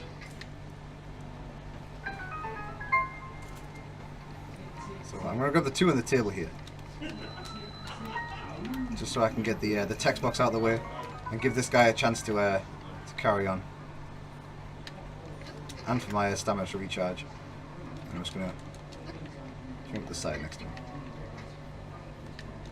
So this guy's he's asleep basically. I'm gonna open that for later. If I could see where I was going. Uh-oh. Okay, that could have been bad. The guy over the other side could have seen me there. It's close. See, whistle sprinting, as you can see, it alerts everything in the area. So it's pretty risky to use if you're not in an area that you can't be caught in. But you can still be caught up here. But it's really, really rare. And I think you only can get caught up here if you get caught going up the ladder. So it's not too much to worry about. And I'll do that so I can make this jump across to get this chest over here. So I need a little bit more. Some more rupees. So I'm going to get the 2 300 chests in here, and I'm going to go into the final room, get some arrows, and then fight the boss. Well, boss. Quote unquote boss. Best boss in the game. The best boss in the game, yeah. Ow!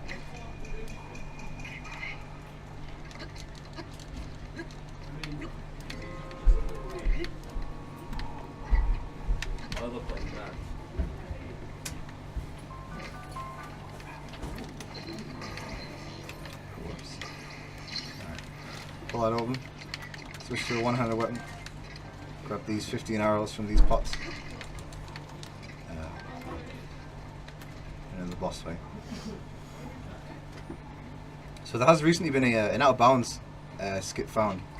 You can skip the Yiga hideout, but it's almost frame perfect and really, really hard to perform. So I did try messing with it a little bit a couple of days ago, but couldn't get it nowhere near consistent enough that I wanted to for this. So I'm not going to go for it.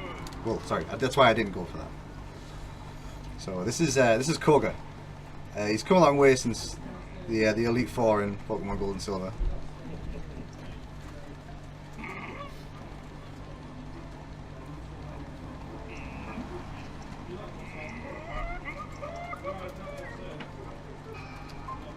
And he had it all. Went from being a gym leader, being an Elite Four member, a clan leader. Just kind of let himself go a little bit.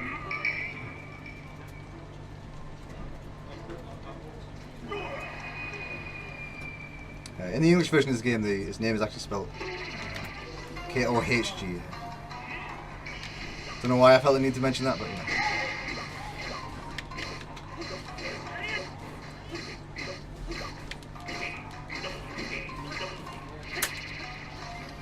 Alright, I might have not hit him enough. Oh, no, it's fine.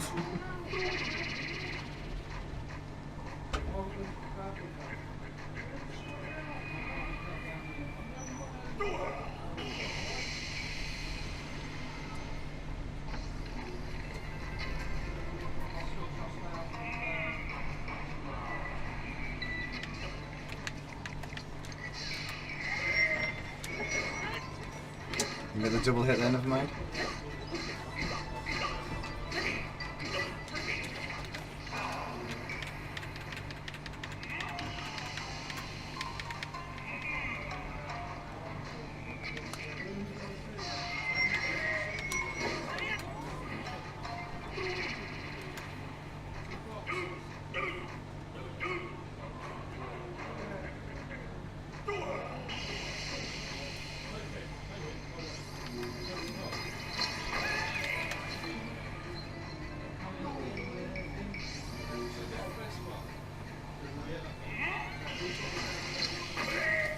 That's Koga.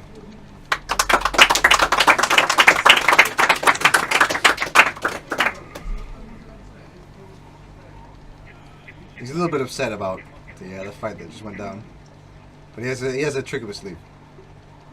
He's ready for me.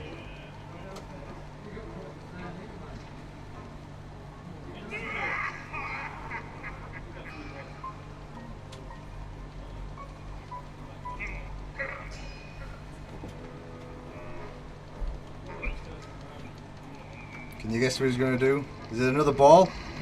Hey, it's another ball. For some reason he thinks this is going to work, he just makes the balls bigger.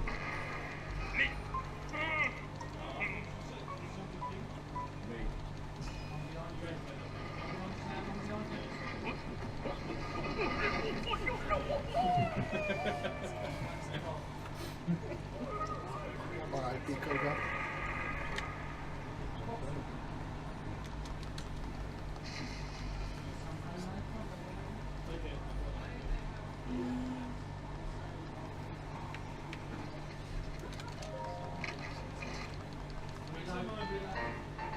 We have a donation if you're okay to take it. Yeah, sure, go for it. So this donation is from XWVP13. He donates £9 and says, "Much love to you all."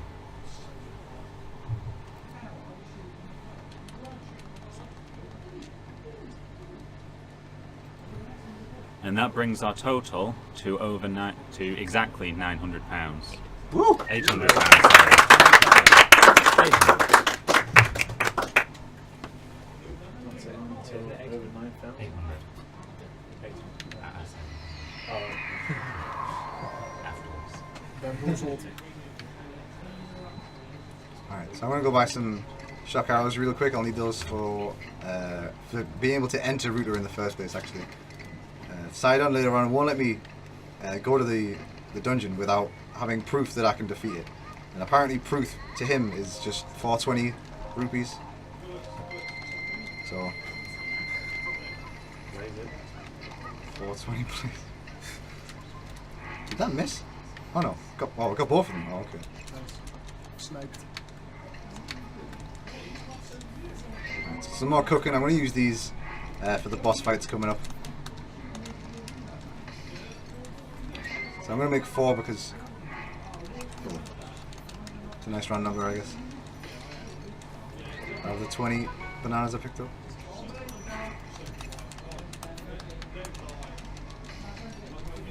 What I'm going to do as well is I'm going to throw this in just for safety.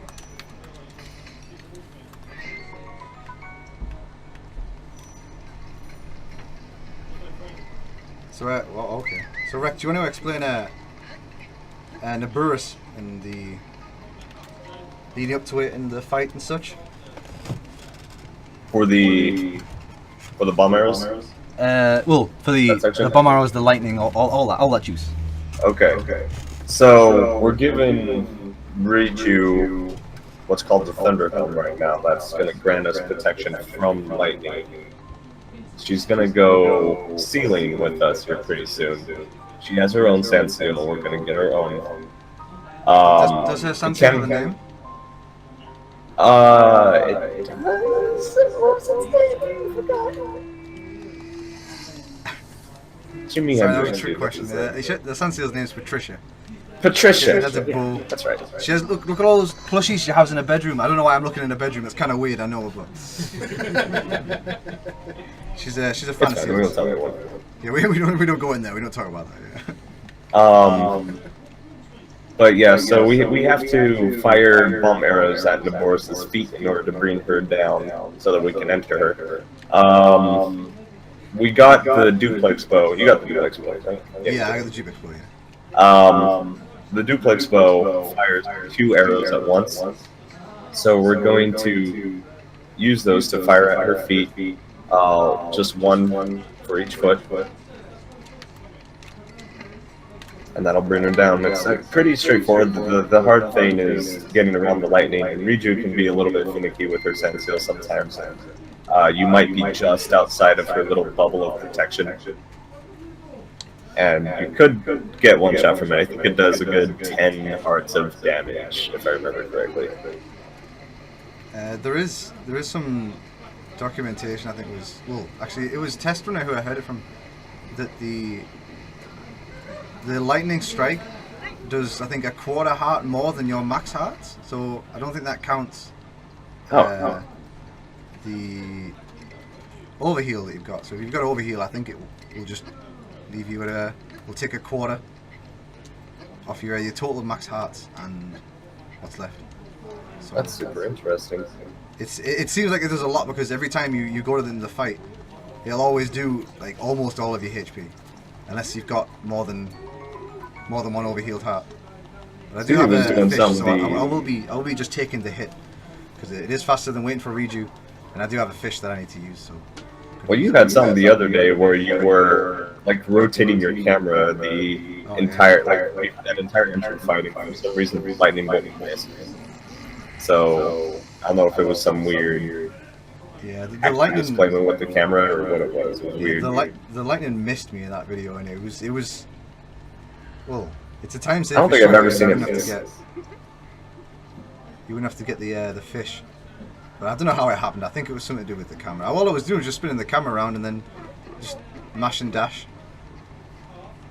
And the lightning missed, and I just stayed on the seal, stayed on the shield, stayed on the attached to the seal.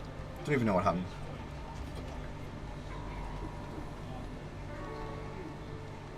Have you tried it since then? Just like spinning the camera? Yeah, I tried it a few times, and I couldn't figure it out. It just seemed to hit me every time. I don't understand it really. Nah, who knows?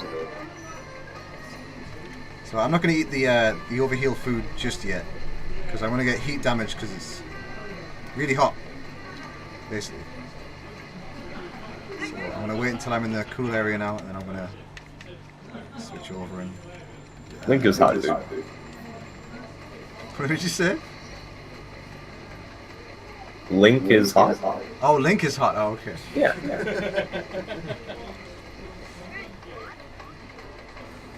That was the worst whistle ever. Did he bamboozle me? Oh. What? Bamboozled me. Why are you looking at me?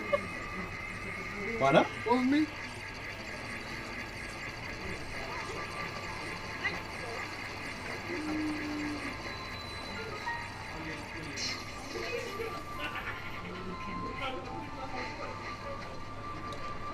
Alright.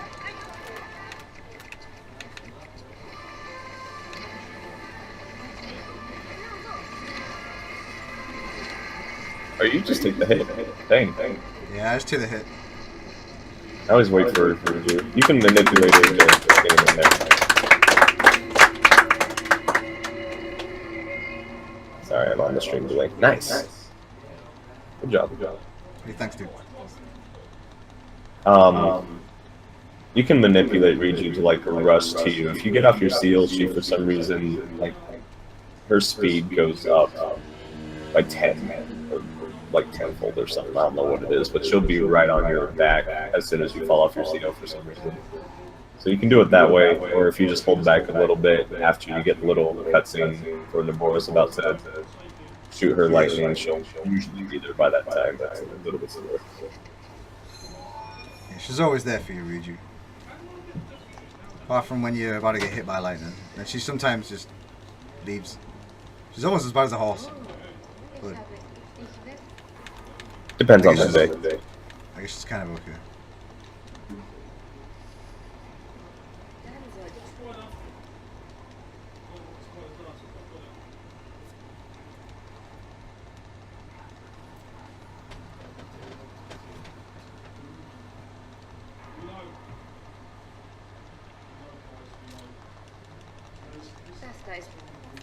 Whoop.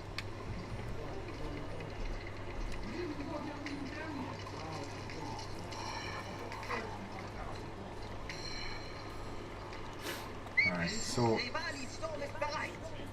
now Rivali's Gale's come back up. I'm going to need that for this dungeon. I need to get this map station because one of the terminals currently isn't possible to get. So I'm going to have to grab this to be able to switch it around.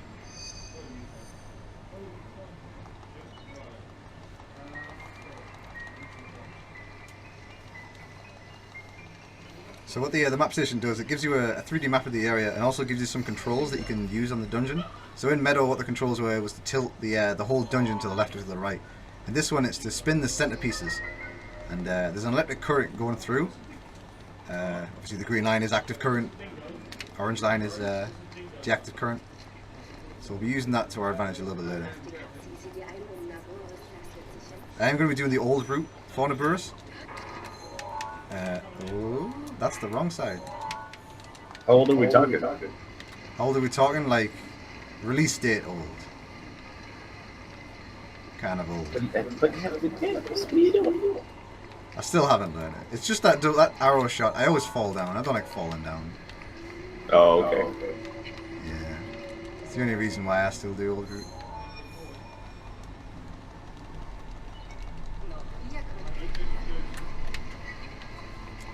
I just gotta wait for this to come all the way back around.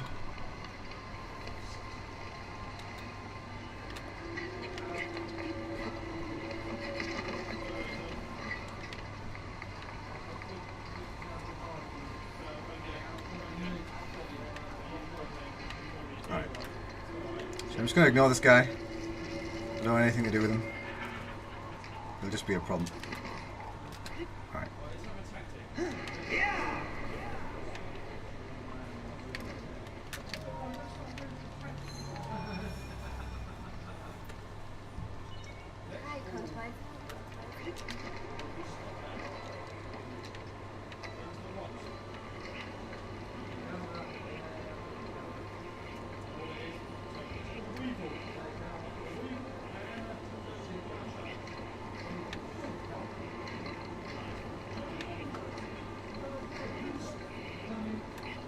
So I don't want to run out of energy here.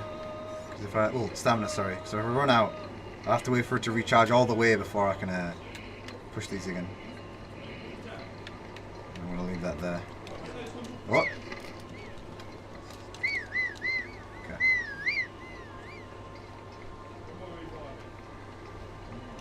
Alright, so I'm going to move the middle one. I'm going to jump around here. And we just wait, so I'm just going to climb this. Stand here. Alright, never mind. Stand here instead. So this can throw me off pretty easily. So I want to go stand up here and hope for the best. Okay.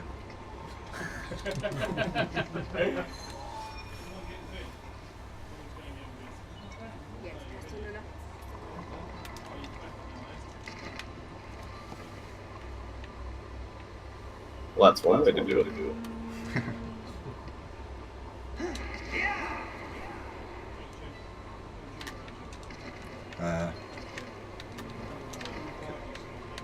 So I'm gonna wait for this guy to leave. He's got an axe, he's scary, but the elevator kind of does the work for me.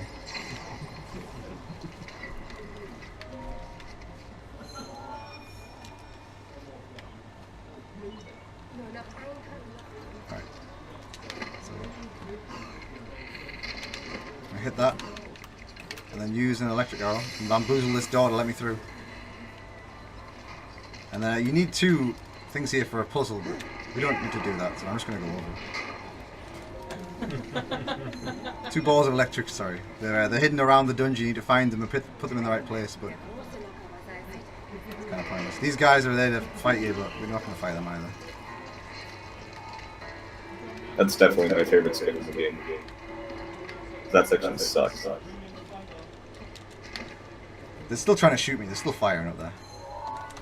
Okay, so I'm gonna eat some food real quick. Make sure I'm on the right things. Okay, so I need a powerful weapon. I'm gonna pick the torch. Bear in mind, this is the hardest boss in the game. The torch is the most useful for this.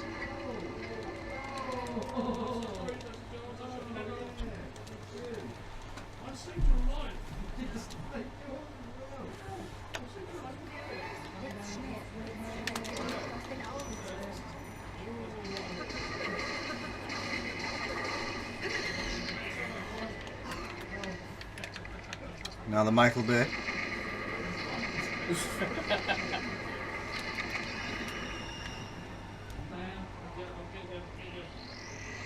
the first example of a flurry rush. Yeah, I actually wasn't planning on doing that flurry rush, but he went really quickly at me. Usually what I do is just hold the shield out and block the attack. and then the torch would break at the perfect time to put him into a ragdoll. But I don't know what came over me. I just pressed jump. It was just like reaction. I don't know what happened. Can I have this? Hello? No? Okay.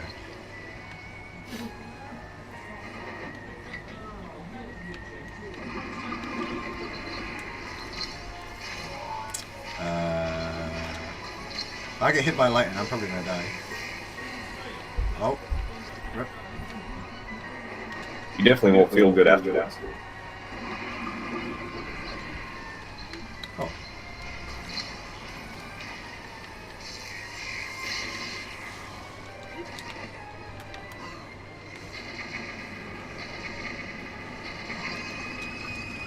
And that's the house.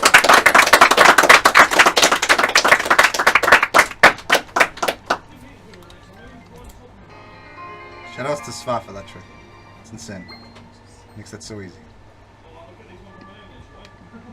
Well, Strat, sorry.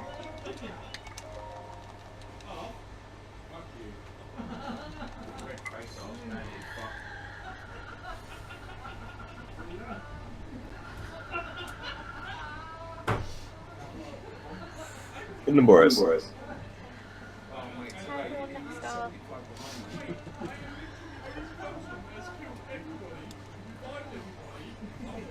Alright, so now we've got some more cutscenes and loading screens. And we'll be on our way to the to Death Mountain. And to do the other two Divine Beasts here. So we're going to take the horse, Owl 3. He's going to be carrying us to victory here.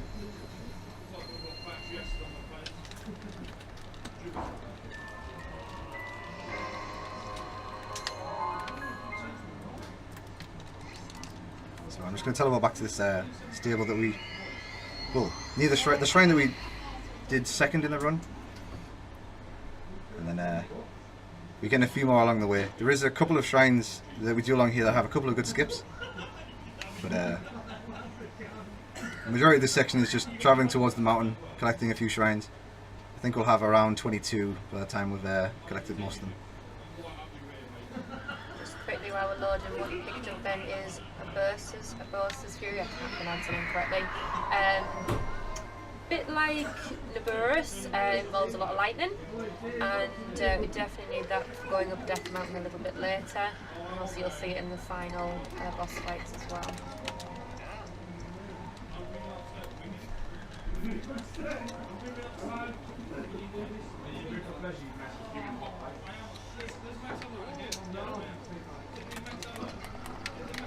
Okay, so you can actually turn the horse around by doing that, but that didn't work the first time. I don't understand why, but never mind, it worked that time.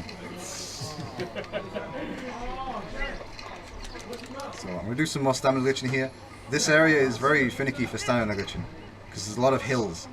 It's not very stable ground, so I'm trying to do it in areas that I know will work, but that might happen. Which, oh, and the Yiga clan's after me. How's it going, dude? Alright. So hopefully I don't fall off again. Oh, well, never mind. Let's go. Alright, I'll just wait for the stamina to refresh. There's an area after the shrine. Oh, wait a minute. Got a little bit distracted there by the Yiga guy. So this is flowers. Yeah, we don't touch the flowers. She goes crazy if you touch the flowers. Just trust me, don't touch the flowers. If you want to laugh, go touch the flowers. Touch them 3 times and she'll kill you, almost. She'll leave you with a quarter heart, no matter how much health you have. You could be a monster with the best weapon, best armor in the game. She is the true final boss. Uh-oh. Could have slid off and touched the flowers, that was close.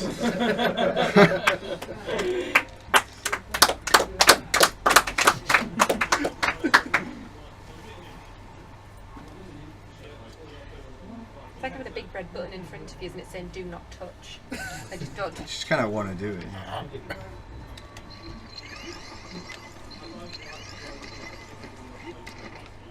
It's probably one of my favourite shrines.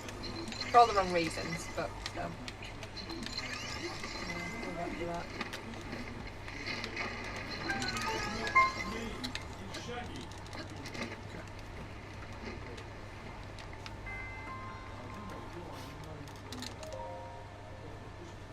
so much work to enter the shrine, and then you just glide through the actual part.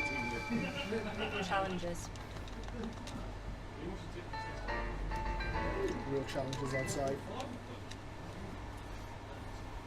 Don't forget you can't touch the flowers when you leave either. Oh yeah, she'll get you. Yeah. She'll get you.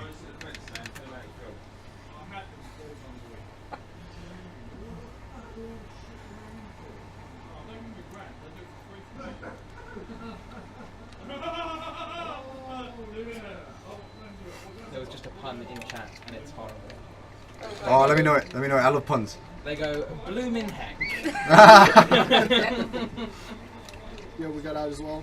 Hey, Clive.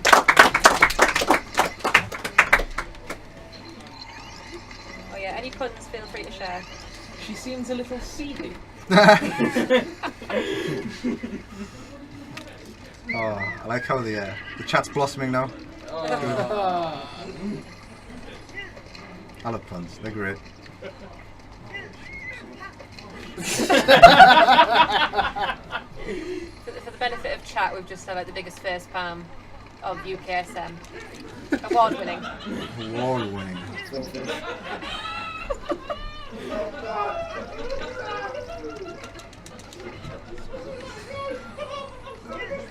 I think they like that pun. Ooh.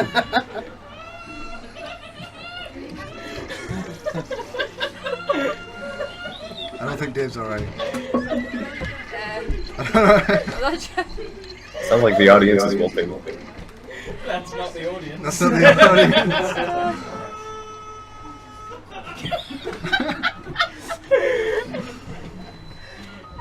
Scripted, I promise.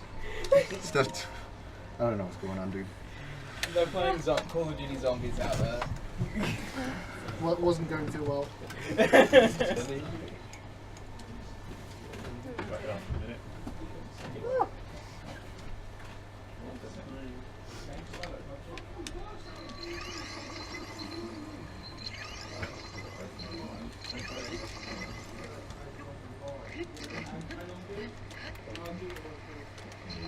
See, this shrine has a very special place in my heart, this shrine. And it's called...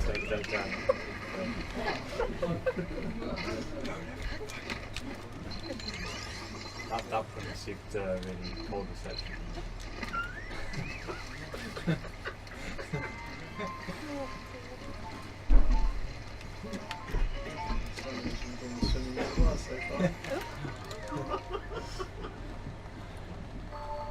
Chocolate for old block.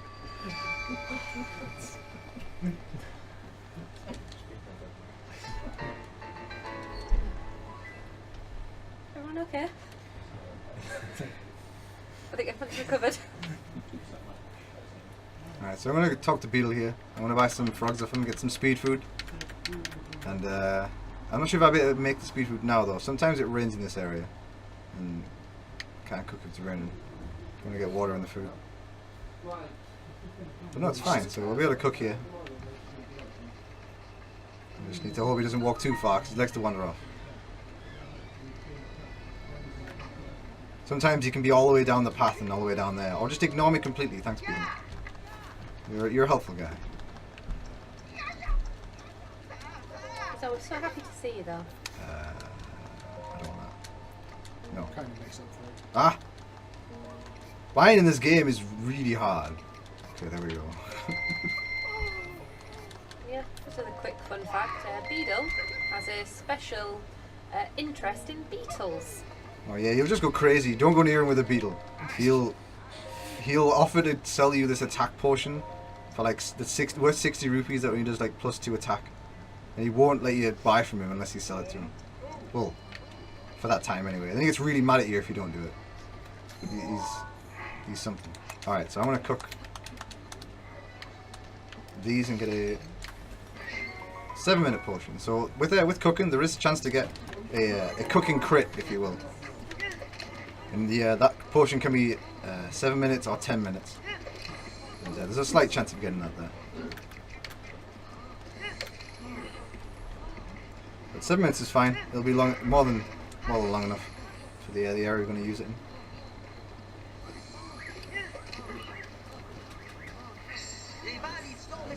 So this next shrine is called Sunken Scoop. This is probably one of the worst shrines in the game. Oh, okay. Yeah, that's fine. Come on, horse, please get me out of here. They're coming. Okay, never mind, they're not coming. I thought they were after us.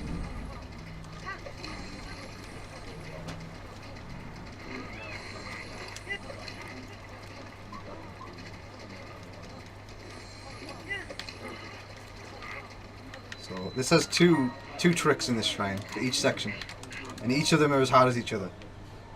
The first one's got a nice setup, but the second one sometimes you can have just a tiny bit too low stamina and it won't work. But I'll give the second one attempt. If it doesn't work, I'll just grab the scoop.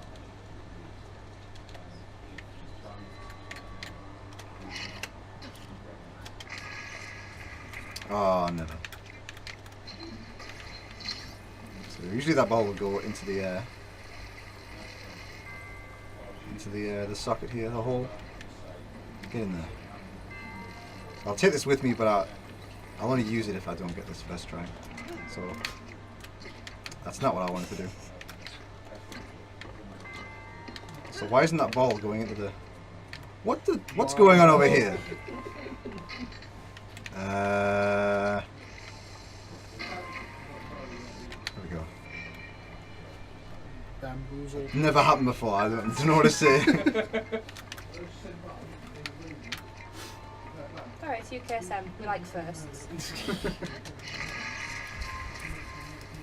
So that was a lot harder than it looks. But that just skipped picking up, well, saved like 15 to 20 seconds. Not getting, from not having to take the scoop into the room, pick up the other ball, then put the scoop on a button, wait for the button cutscene to open the door, and then wait for the ball to roll down, and then then go into the socket, and then the water to drain, and then run through. So it's quite a time save. It's just really hard to get that, to get the point where you can get all the way under, because the game doesn't really like you going underwater. It tries to keep you away from doing that.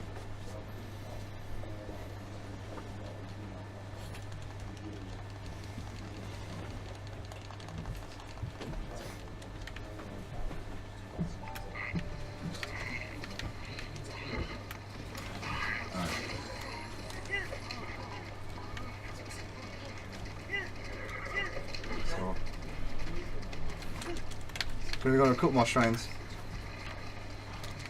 If I don't fall off the horse.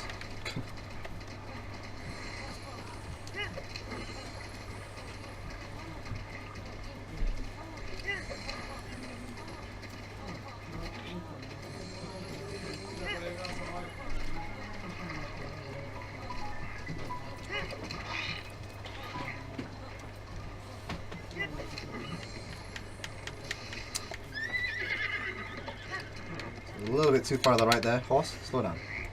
Horse, this way. Bit of dress actually. Horse is really difficult to steer anywhere on these types of platforms. Horse? Horse? This way. Horse, what are you doing? Getting shot at here. Stop horsing around. No. Oh. What are you, course? Alright, so I'm going to jump across onto this ice block here, just because there's a cutscene on the bridge, and I don't want to trigger that cutscene, so I'm just going to go across here, and then whistle Owl 3 across here. Come on, let's go. Not this way. This isn't planned. Okay, that's fine. Calculated. 0.1 second save. Right there. Alright, so I'm going to switch across to the OD here. And I want to say goodbye to Owl 3. We've got a donation. Yeah, sure, go for it. Shygrim White. Really bad, sorry. Carry on. Okay, Shygrim YT donates £10. She says, if everyone on the sofa dabs at once, I will donate another £10. If nobody dabs, I'm going to hack your offline Wii U. My dad works for Xbox.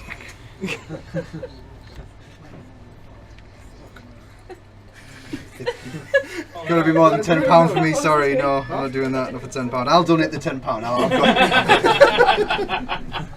I'm not dabbing. Sorry. Here, I'll do I it. mean, I'm being There a you fun go. sponge here. I'm not It was doing it. the I'll do it. sofa, not the runner. Oh, yeah, go for it. Yeah. We both have to dab though. The whole sofa has to dab. And the owl. And the owl.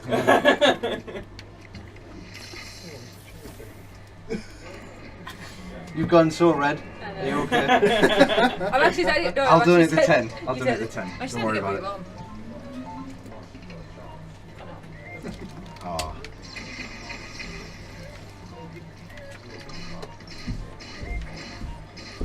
Alright. The shockwave should be. Oh, never mind. So the shockwave would have killed him, but it's alright. Chat One single really part. wants you to dab. Oh no.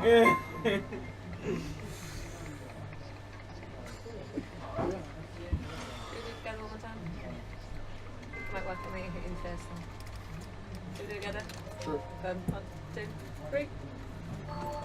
Hey!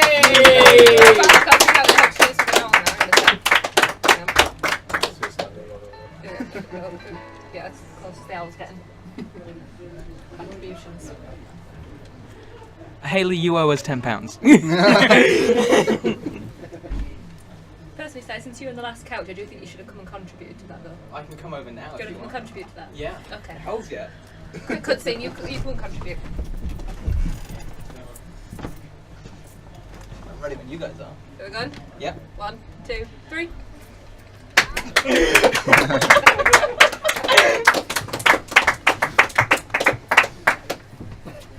Back to Zelda.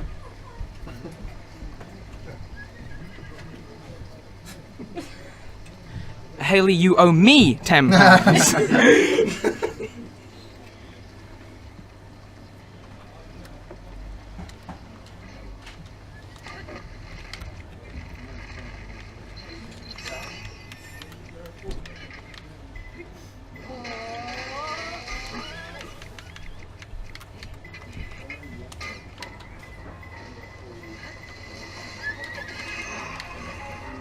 I have enemies coming out of everywhere right now. Well, dang. Did you have bad physics? Yeah, I had that visit for the launch. Forgot to reset in there after the shrine. Never mind though. It's all good. The save should take me to around after the shrine. Somewhere near that tree. Ego likes to show up there a lot too, so Yeah. could be worse.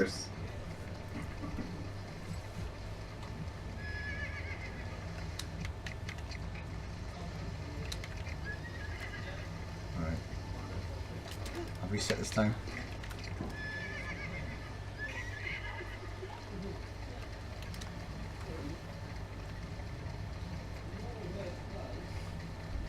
This is the first time we've had rain on this run. So far, yeah. Rain is really relaxing but really awful at the same time.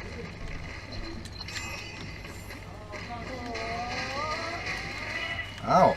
These guys are really persistent.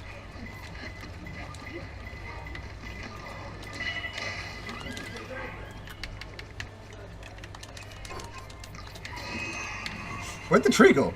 The tree didn't go anywhere. Alright, horse. That other donation's come in. Shygrim YT donates £10. Says, here's that £10 I owe. Thank you for entertaining my stupid antics. And to Matt, I don't owe you a damn thing. Much love to everybody. Let's get to 900 in the next hour and a half. Sounds like a plan. Over it. Alright. So I'll use this tree instead. If I had an axe. There we go.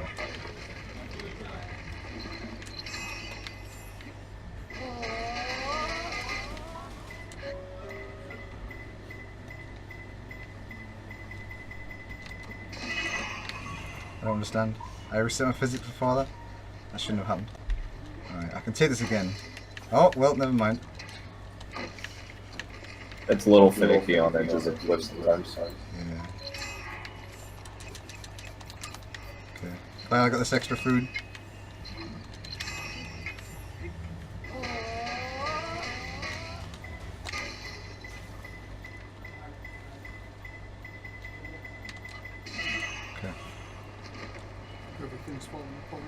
Everything's falling apart. The Jaeger clan was going for it. If the tree had actually launched, then it would have been fine. I don't even know why it didn't go anywhere. That was really confusing.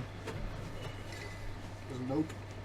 Oh, I think the guy might have hit the tree and it would have sent it backwards. Yeah, that's probably. So this is one of the longest shrines in the game. It's pretty difficult.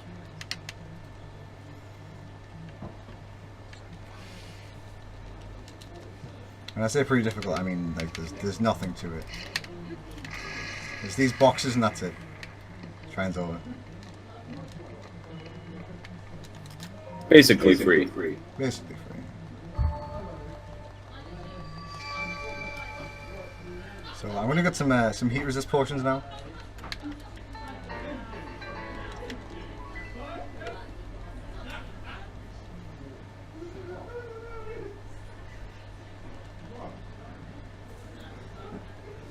By heat resist, it's not like UK 18 degrees centigrade. Like lava, volcanic, hot.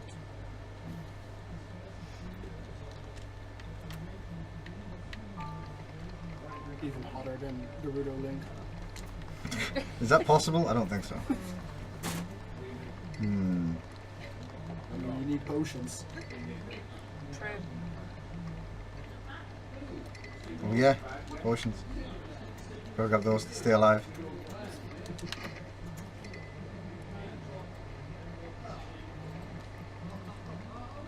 Alright, so I want to keep 3 Rivali's gills here. Do you know, after all that, I forgot to eat the speed food. So I accidentally ate one of the attack foods and I had to reload for that, and I totally forgot about eating that.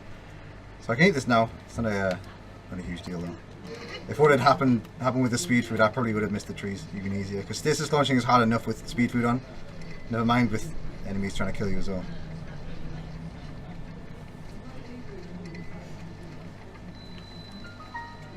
So, we get 2 potions from her. And I have a lot of rubies. That's a lot more than I ever thought I'd have at this point. I only need 600 more. Sorry, 700 to get the flame breaker pants in Goron City. So I'm gonna grab this shrine, do a stasis launch over to the next shrine.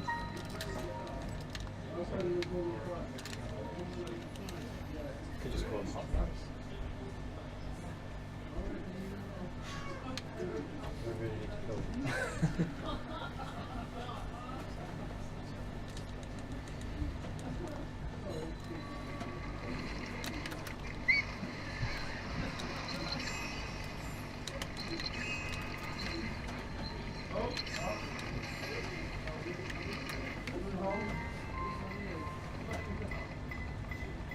Hey, Cece. What's the name of this shrine? What's the name of this shrine?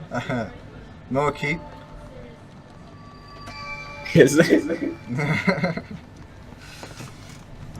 So when I was doing Marble Madness. some routing for MSRTA, I didn't know any of the shrine names. So off of the document, I just say the shrines as I see them. So for example, this one's called Marble Madness because I couldn't think of any other name to refer it as. We've got another donation. Yeah, sure, go for it. It's from Ozita, who is in the room. He donates £5. He says, "You may ban me in chat," we did for his puns, "but you can't stop my tremendous streak. What a treat! What a triumphant donation." You can see why we banned him. Banned him for branching out.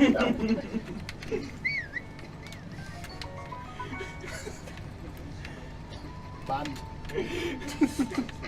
Alright.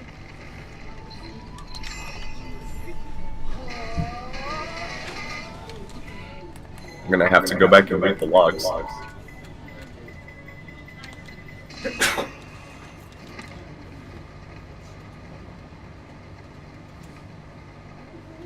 Ooh, that was close. Okay, so this next shrine, I'm going to do a strat inside just as kind of like a shout out to MSRTA, which has some really cool shrines in that we can't do in MSD just for routing issues. MSRTA, just for anyone who's a Master Sword, real-time attack. It's one of the other categories that you can run in this game.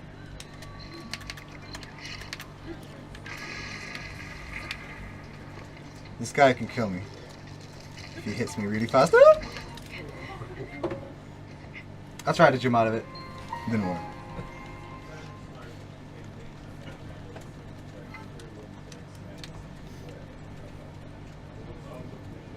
Those ones are okay. Well, that was weird. Yeah. It's happened a few times. I don't understand. But it's not gonna happen again. Well, then you do that. Okay. This way.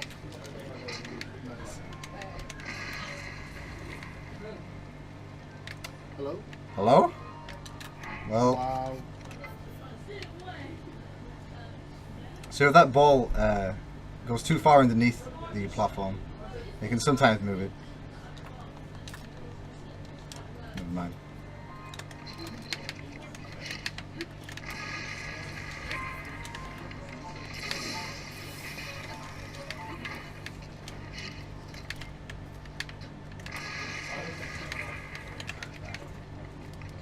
I just put it in front of the fence. Yeah, but swag, dude. So in MSRT, there's an entire shrine that you can skip just by picking up one of the large balls and hitting it over a fence using the same technique. And that was kind of the sole trick that made me start running MSRT.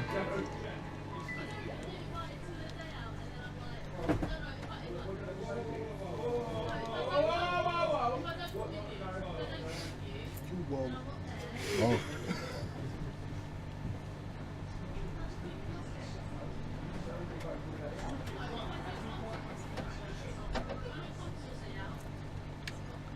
Alright, so now we're going to travel up Goron Mountain.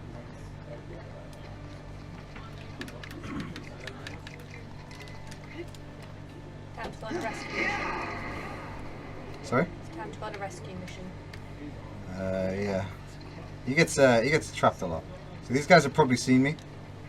Oh, well they haven't, never mind. Oh, yeah they have. Okay. So I can't do this safely without them shooting arrows at me and changing the direction of the tree, so I'm just going to reload here so they forget about me.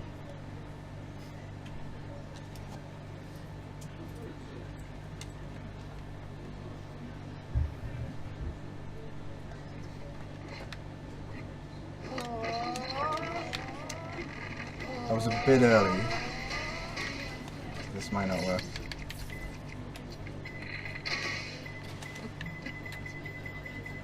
Yeah. So that's the thing that can happen if you freeze the tree too early. It'll just stop and fall. Oh! My stasis hasn't recharged yet. Last tree!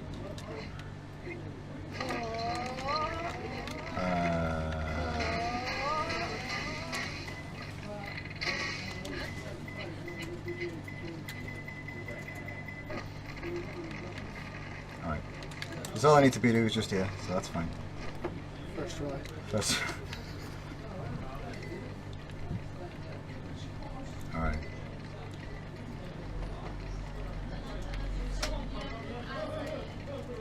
God, this is great. I can actually see the mountain this time. It's on the TVs that I was practicing on. Because there was a window right next to me. It was really bright. And I just couldn't see where I was going at all up here. It's not good. Can I, like, get up here? That'd be great.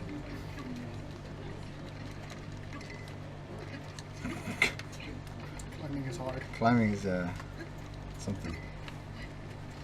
Alright, so now I'm going to start burning, so I'm going to eat one of these and change that. Link is hot. So switch off. Yeah, Link is really hot right now.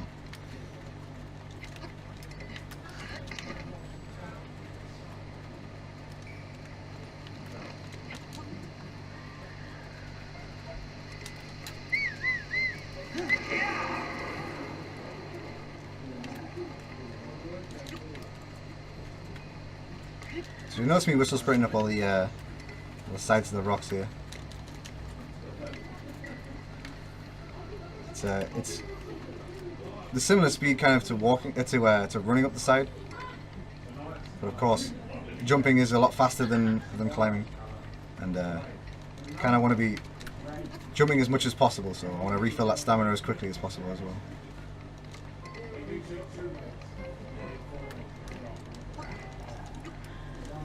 Whoa.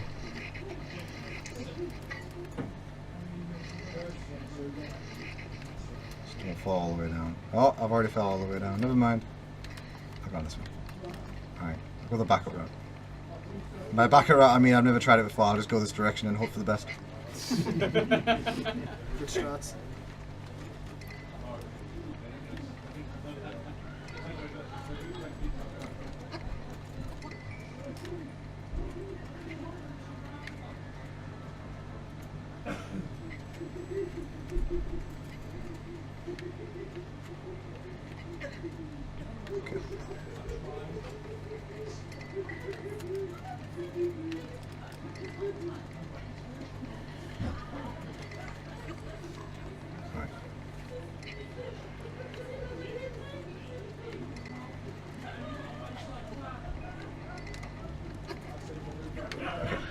So I'm just trying to refill my stamina to like a certain point, which I'm off here. So this is one of the mini bosses in the game down there. It's got a really cool name. It's called Magma Rock in German. Kind of reminiscent of Pokemon. There's a lot of seeming Pokemon references in this game, but I don't think they're actual references. I think it's just coincidence. It'd be cool if there were actually references there. So I've got one gil left. I need to save that. I want to waste it at a very specific time, which is after I leave Stalled Flight, which is this next shrine, which is just over this hill. It's just down here. I mean, both games are licensed by Nintendo. Yeah, that's true. I feel like they don't really like to cross over though, without making it super obvious that they're crossing over.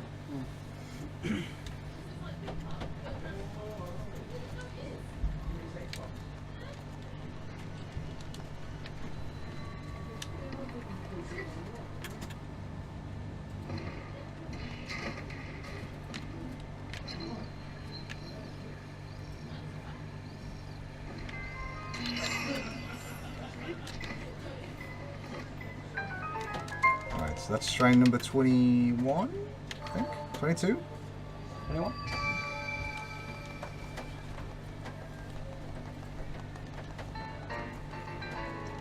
Yeah, 21.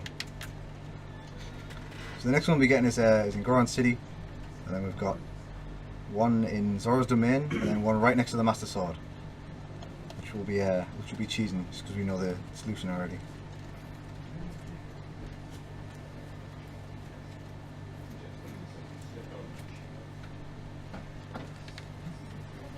So I'm going to use this gale here.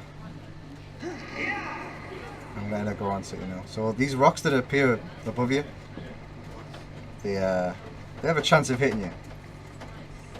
I'm just going to hold my tongue because usually they never hit me, but because I've done it now, I've already said it. But like they always hit you when you don't want them to. Well, You never want them to. you never want them to, yeah, but when you really don't want them to, they hit you. Okay, it's fine. So as soon as I touch the ground anyway, is there more? Yeah, there's more. So I'm gonna let the stamina run out and then just hit the ground here. And the stamina will refresh after this cutscene. I can just carry on and go get the full Endbreaker pants.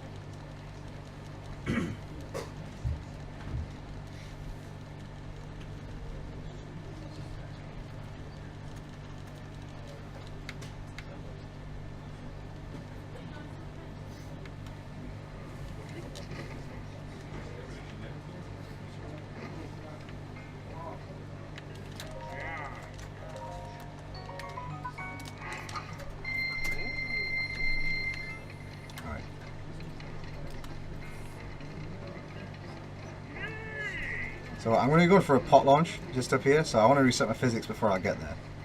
So I'm just going to do this before talking to him. I'm sure he must think I'm a bit of a weird guy. Alright, so we need to get some medicine for Pluto. which for some reason is in the North Mine. Why they keep menacing in a mine and not in the kitchen is beyond me. But, Unibo's also trapped in there because there was a I don't know, I guess a landslide. But when you get over there, it's kind of hard to see how a landslide happened in that specific way. It's really weird. But, it's a really good idea to keep your very important meds in an abandoned in a mine mine. 20 miles away or something, Yeah. So, I'm just going to save here, just in case the worst happens. I'll give this one shot.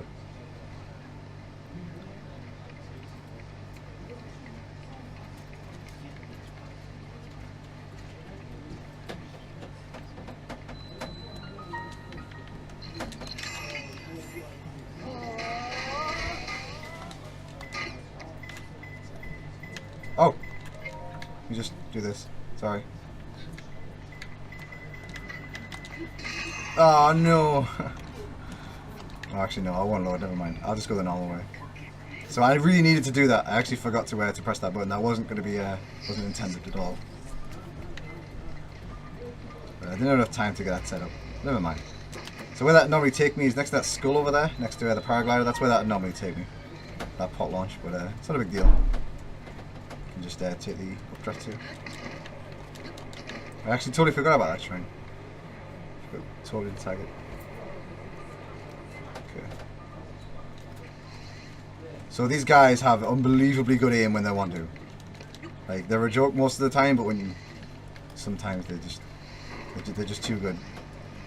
And I am legit scared of dying here.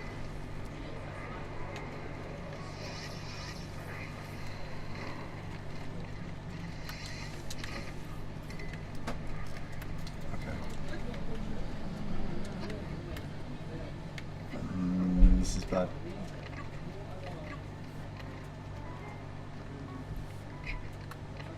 Okay. See where I can go from here. Uh-oh. Whoa, come on. Okay. Alright. Should be fine now. Climbing this rock is really hard. It's really nice to get that pot launch. It's really convenient for the room. Oh, now I'm on fire.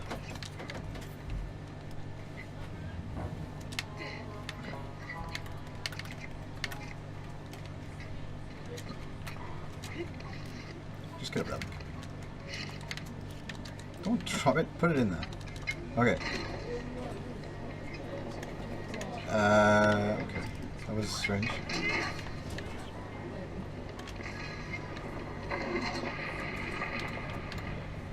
So while I'm climbing, a lot of kind of things that you can normally do get disabled. So when you grabbed onto the side of the cannon there, I couldn't blow up the bomb that was inside to launch the rock.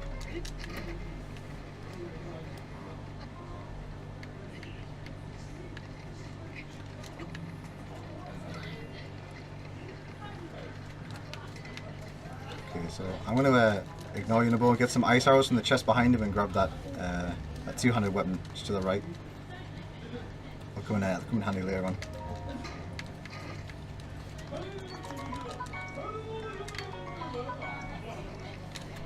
Okay. So I don't have enough health that I feel comfortable doing another pot launch. And I don't have any backup food either, so I'm just going to teleport back to that shrine, and then I'm going to kill myself in the shrine.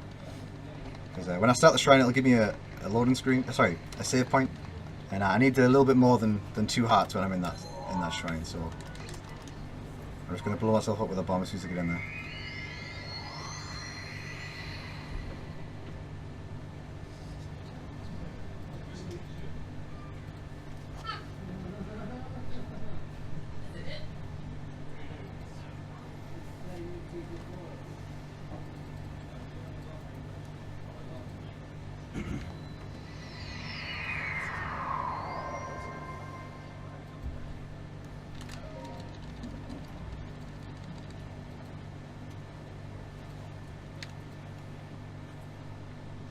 So after we complete this shrine, we'll be going to Zora's domain. We won't be doing Rodania just yet. Okay, so I'm just going to quickly kill myself here. Just to get back at full health. Oh, sorry. 3 hearts worth of health. 3 hearts would be preferable.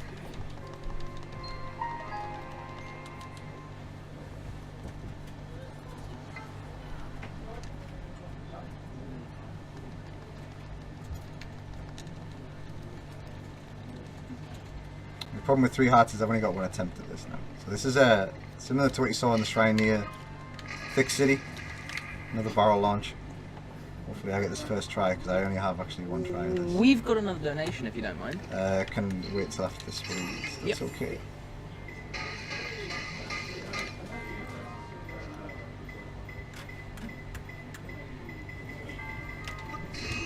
Okay, yeah, go for it.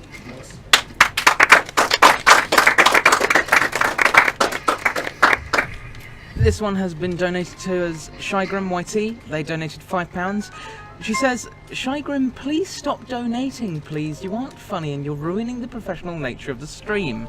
Please, this is just getting annoying. This isn't me reading the donation. Don't get any ideas. This is just me declaring war on this disruptive kiddo. Good day to you. And you? I've no idea. Good day. Good day. Good day.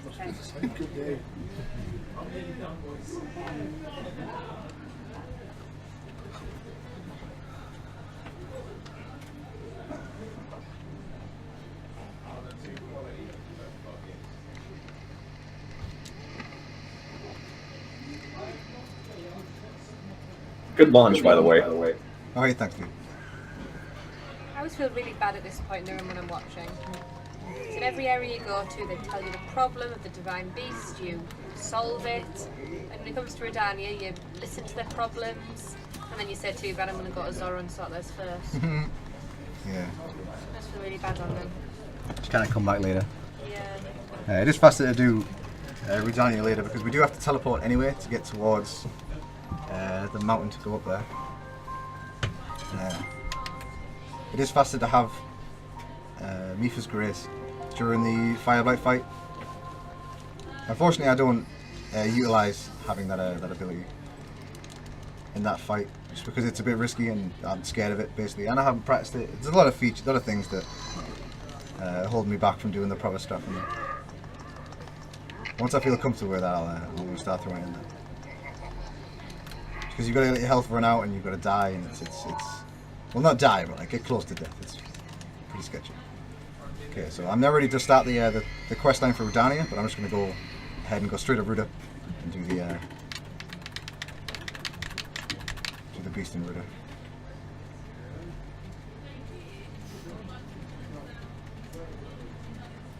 And make one of the most amazing characters in the game.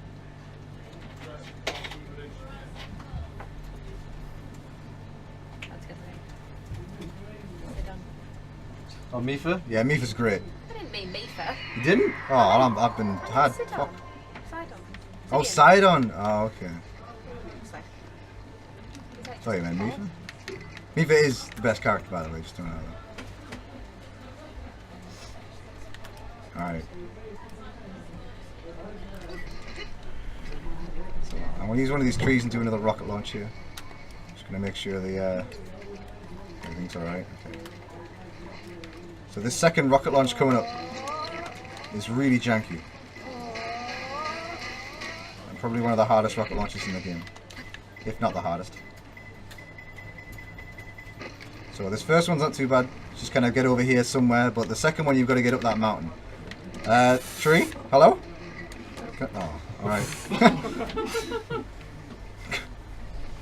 Trees hate you, man. Yeah, trees don't like me. I don't know. I think it's my hate for horses. The trees must be defending them.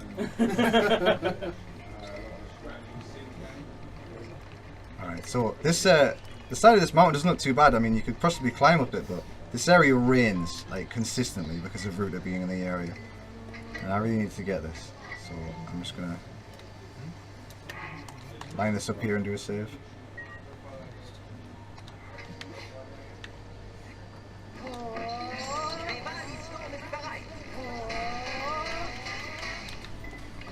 If this isn't red, oh. That is really hard. I cannot believe I just got that.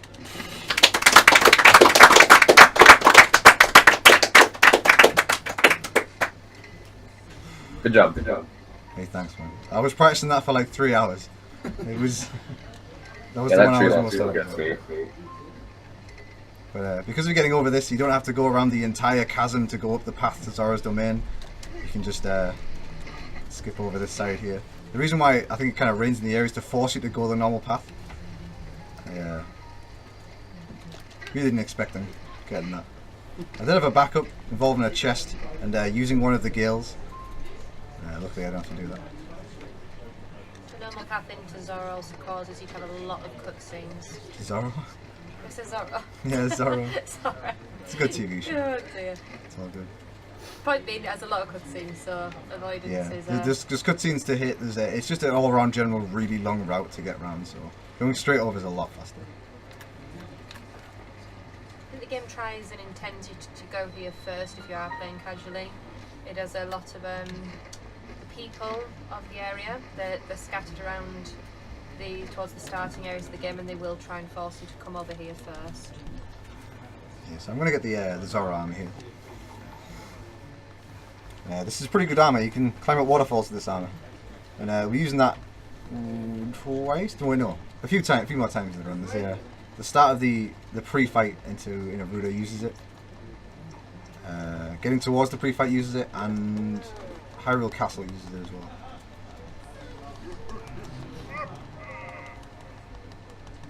Everyone gets to now learn the side-on pause in a second. Feel free to join in. So some good lore about this game. This guy here in this chair picked up a whole Guardian and threw it in a ditch and blew it up. Like, he is a monster.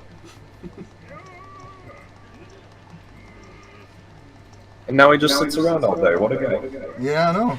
He's just like, I've done my part. You can clean up the rest of Hyrule.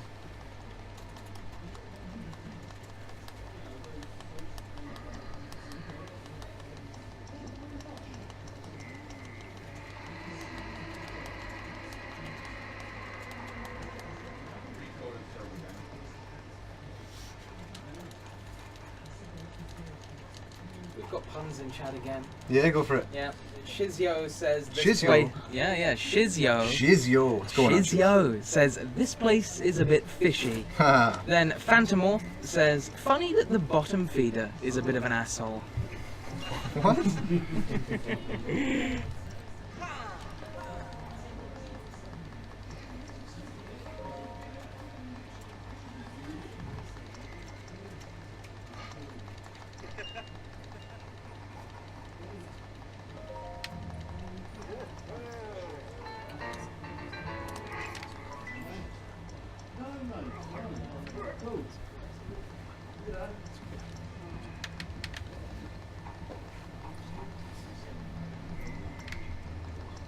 Very dramatic exit there. Yeah, he's not happy about Link getting the Zora armor. He doesn't believe that that Link is Mipha's sweetheart. No one in Hyrule seems happy. No. I mean, if a guy just came up to you and was like, "Yeah, I've been asleep for 100 years. Can I have all this stuff that I was supposed to have?" I'm sure you'd be pretty upset too. All right, so I'm gonna go in here and do another stasis launch type trick here. This one isn't too bad though, but I say that it usually isn't too bad.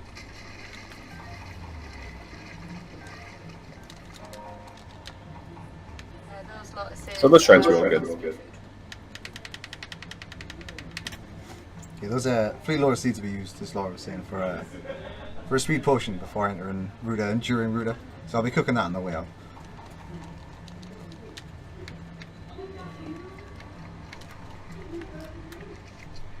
This is Marble Madness 2. Bullying me. No, where you going? Alright, I can do this. Okay. Don't go off. Okay. This one. Maybe? Anytime? Can you stop doing this? I can't believe none of those hit it. Holy crap. You are so lucky. I am unbelievably lucky right now.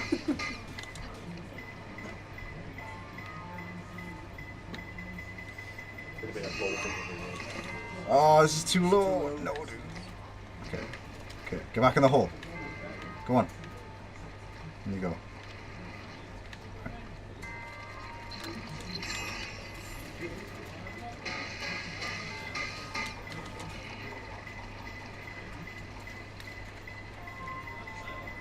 kind of weird.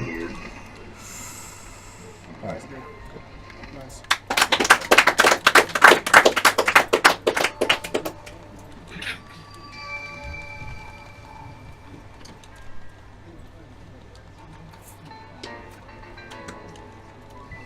To go.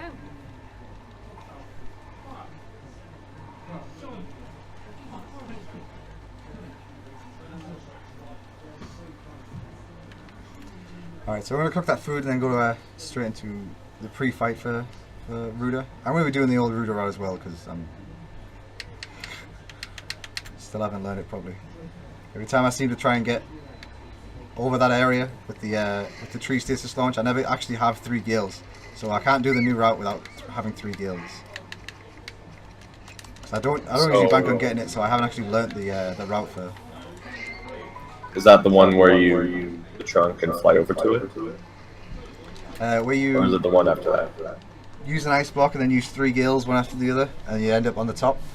Oh right, but you said you were doing the old one. Yeah, the old one I'll just be, well, I say old one, I just kind of make it up as I go along and hope for the best.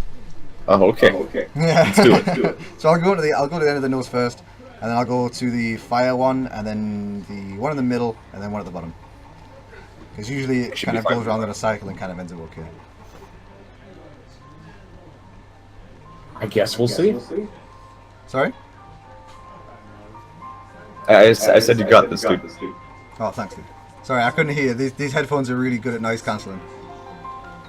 Sorry. It's alright, don't worry about it. Wreck you canceling headphones. Rick, you cancelling headphones. Yeah, I'm sorry. So this is Mifa's cutscene, and very well argued, most favoured champion amongst people. Yeah, Mifa's the best. She is the best. The voice acting for Mifa is so good. Sadly, we won't be sharing that today. Yeah, unfortunately.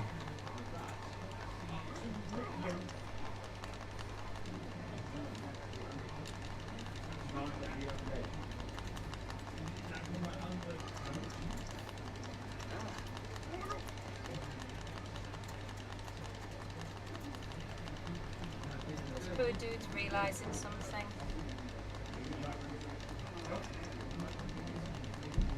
You know, for a while, those necklaces that they've got on, I was wondering how they got it past their heads.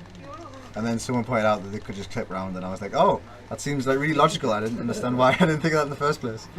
And I was like baffled. I was like, how did that even do? Is this like a permanent thing? Do they have this from birth? And then someone said that, and I was like, oh, okay.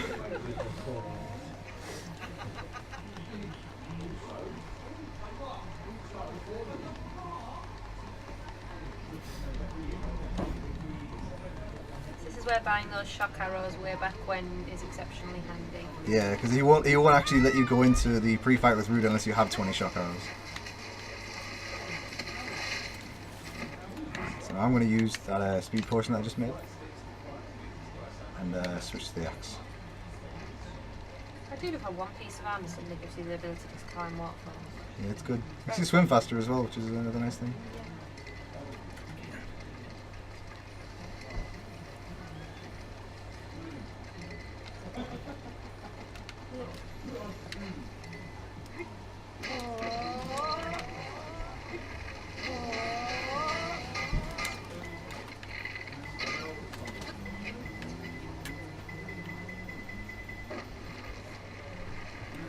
And there's Sidon. Did you get it? Yes. Pretty good. Yeah, I got it. Good. Nice. Yeah, The thanks. tree is rough sometimes. Yeah, with the rain, like the rain can force you to slide down a lot of stuff, but as long as you stay still on the tree, then usually you won't fall. If you're too low on the tree will hit you and just throw you off. Trees aren't very good. So. That was also part of the 3-hour practice that I was doing, so I'm glad that worked.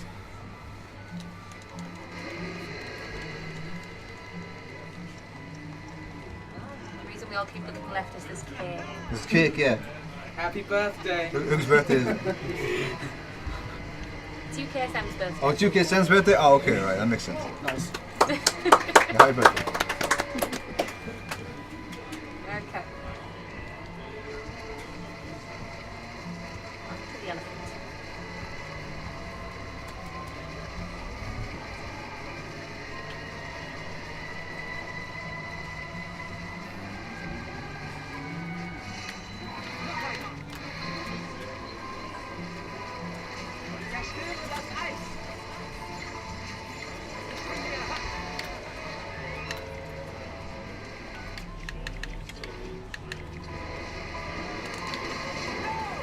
far in the Divine Beast, we've had cannon shoot at us, we've had electric, and now we've got ice cubes.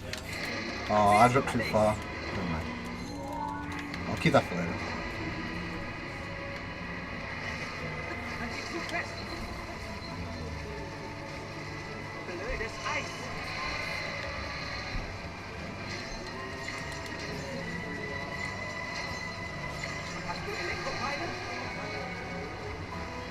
So all I wanted to do there is, on the first round, I wanted to eat that, the stamina fruit, stamina potion, sorry. So I could have done all 4 of them one after the other, but I drifted a little bit too far, so I wouldn't be able to make it over this side to make these 2 shots. So, not a big deal.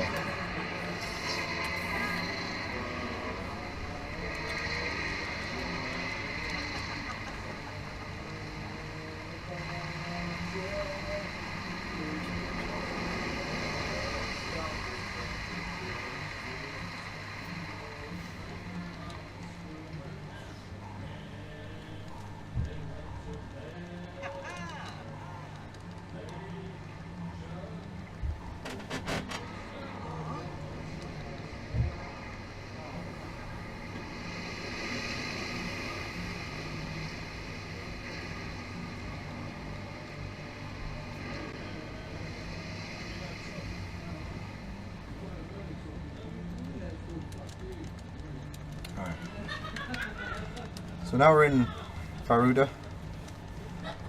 It's kind of the same as the other dungeons.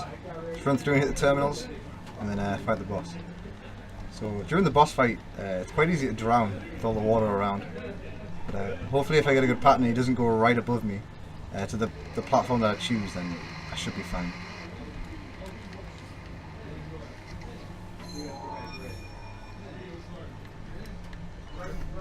Is there any more puns in chat, by the way?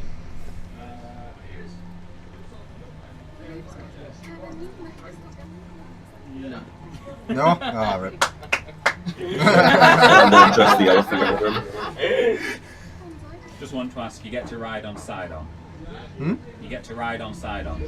Oh. Ride on, side on? Okay. No, jeez.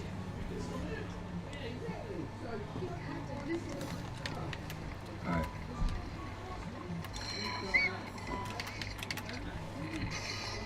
That bow is gone. The scale of that con was too low. Alright.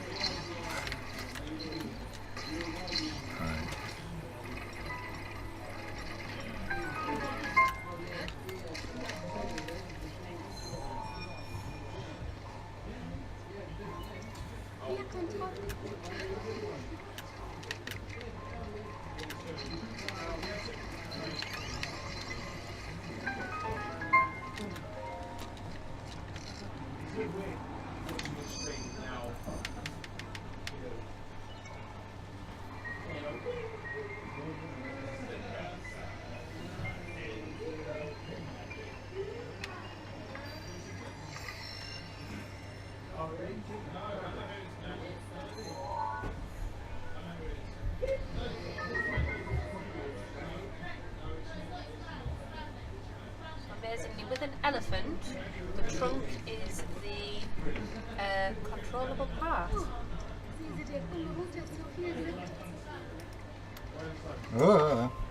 What you know, cockroach. Stop grabbing at the ice block. Go over here. I am underneath it, okay.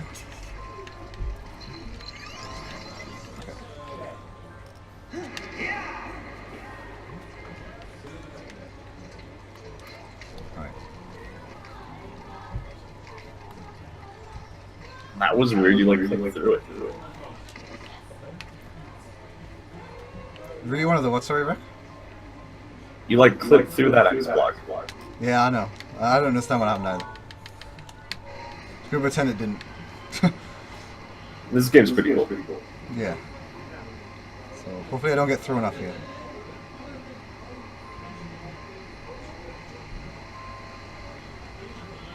Okay, that's really janky. Sometimes the water can mess everything up. So now this should be in the right place to turn the center terminal around. I need to turn around a little bit before I go on it. But while it's doing that, I just want to jump in here. Oh, okay, that's fine. I can hit this from underneath, it's fine.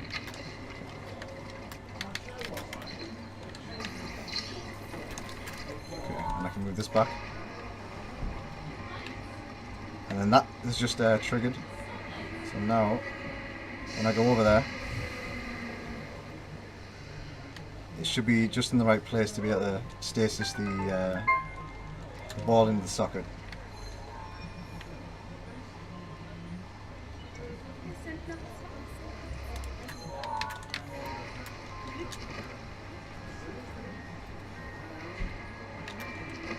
So while that's going round, actually no, I'm not going to be able to. Okay. So I'll keep that in there. So then the gate doesn't shut on this one.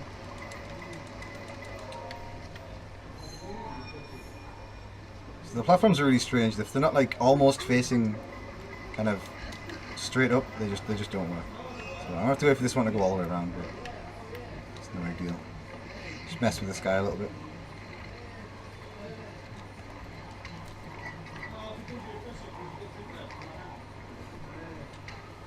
I don't think he's gonna fire at me.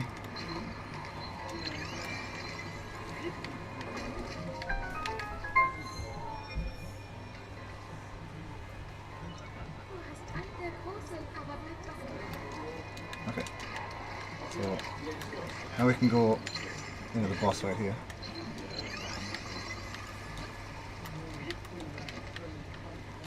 So I need to eat one of these. I need to be on this and this. Whoops.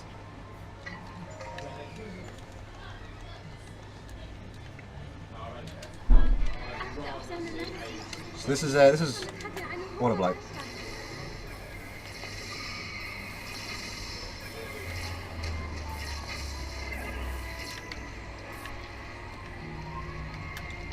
It's kind of a pushover. His pattern is just basically go to the side, throw a spear at you. But that's kind of all he does. So when he raises the water level up, it's literally all that happens. He does exactly the same kind of patterns and things. You may get one or two extra attacks, but I don't actually know what they are. I'm not going to be real. They never usually happen. I think he can. I think he just throws it more often. Oh, I'm in the water.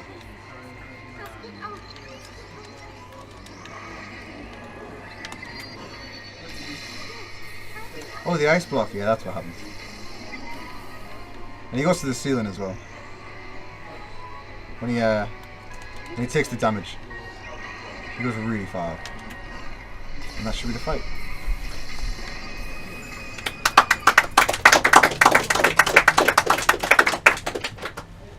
Easy every time.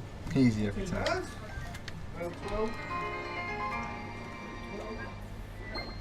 Alright, so I'm going to travel up the mountain towards Ujania now.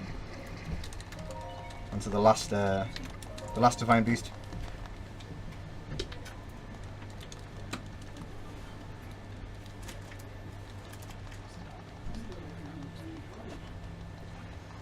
Which divine beast is your favorite?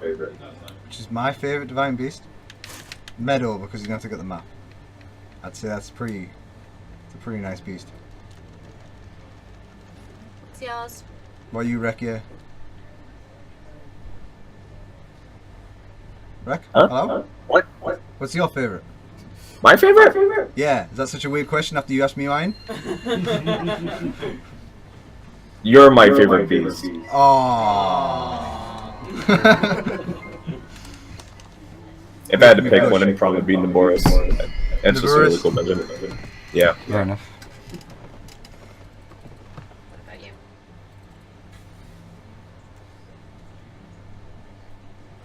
I'd also say Naboris. Naboris? What about you? Ruda? Really? It's pretty off. The only good thing about it is She's an Mifa. elephant. She? Oh yeah, I just decided Ruta was a she. Oh, okay. But she's an elephant. Fair enough. That's like reason enough. That as well, Ruta was my first ever divine beast when I ran through. Alright, so we'll get him on fire here, so I need to switch out some stuff and change it back to electric arrows. I'll need those later. So, just want to get to the top here. I don't mind if these guys notice me first, because the cutscene will reset them. But that guy on the right is he's something. Yeah, the weapon he has is a really long reach. It's the first time this Zelda game is this creepy.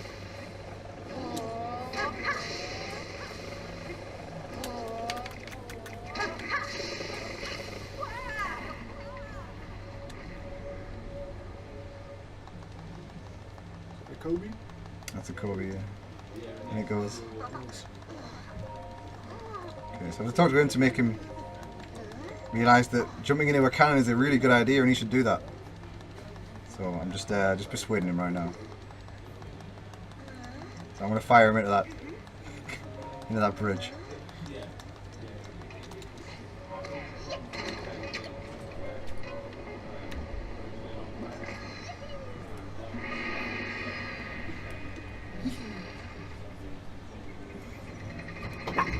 So this part of the game is relatively slow. We've got to travel up the entire mountain. Whistle sprinting's kind of removed in a way, because every time I whistle, it'll make a noise instantly instead of kind of having a small delay. So one, it's super annoying, and two, when you stop whistle sprinting after that, Unibo will he'll not respond, or he'll stop, or he'll go. He'll do anything you don't want him to do, basically. It's one of those type of deals. Unibo's like that. Donations and puns are probably a good time. Yeah, good time for puns if there's any puns or donations. That's Let's have pretty a good. look. Let's see if there's any puns. Someone said camel god, but I don't think that's a pun. It's just camel god. Maybe that's their Other favorite than beast. that, we've got nothing. No. All right. Yours? You got any puns? No. I don't lose the moment, you just come. A giant lizard, a volcano, loads of lava, and plenty of time. Don't put the heat on me. There we go. Ah. I like that one. That was good. Tell you what I do have though. Tell you what I do have. These for you guys. Oh, cake? we're getting birthday cake. I don't think you're getting cake. I'm not getting cake. You're not getting cake yet. I You can can't have cake get after the run. Oh, okay. You finish that run. Yes, sir. Alright, so if these guys see you, the entire mountain erupts. I know it sounds strange, but it works out somehow. So I just want you kind of Unibo to hurry up a little bit and not take forever. It takes a while. Alright. So without whistle sprinting, it's kind of hard to maneuver up these rocks on the side here. Because usually you'd whistle sprint to gain your stamina back while going up there. And that is the reason why we don't whistle sprint, because this is really annoying. If I ever let go of this, he'll try and follow me and he'll get caught. Oh, I guess that's the wrong rock. There we go. So, Just showed him how you were going to beat him before you did. yeah, I was like, you're going to die this way, this is what's going to happen. You can't do anything about it because you don't have any movement. You've got a donation. Yeah, sure, go for it. It's a £1 donation from Ozota. He says, say what you want about my puns. They make your blood boil, make you hot under the collar, or just get you fired up.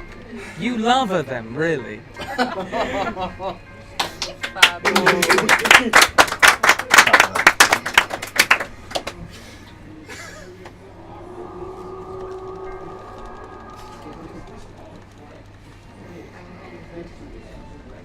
Alright, so we need to hit him 2 more times. They had the 2 extra cannons at the mountain. So there's a couple more guys to defeat along the way.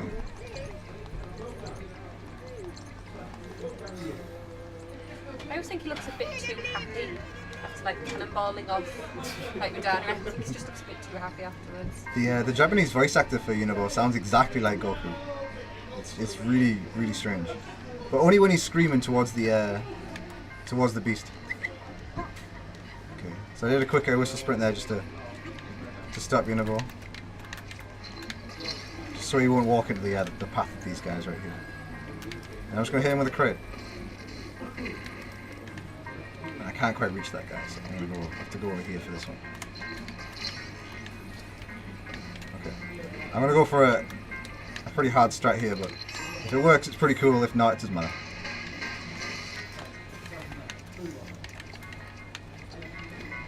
This really rarely works. I'm not going to even wait to see if it actually works. Guys, we have a donation. And I don't want to do this donation straight away, so can I get a drum roll, please? A drum roll? £169. Which takes us up to £1,000.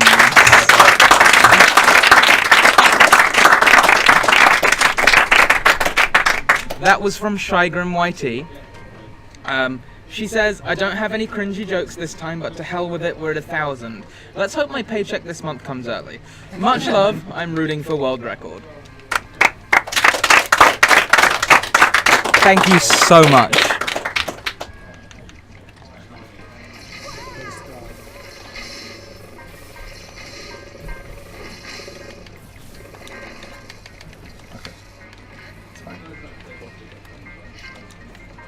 Oh, get in there.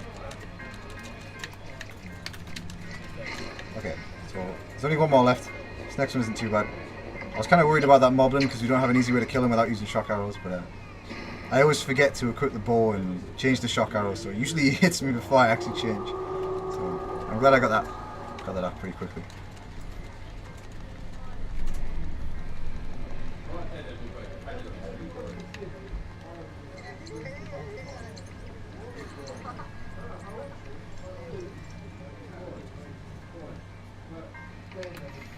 Alright, so there's a couple more dudes to kill up here, and then we're finally going into Rudania.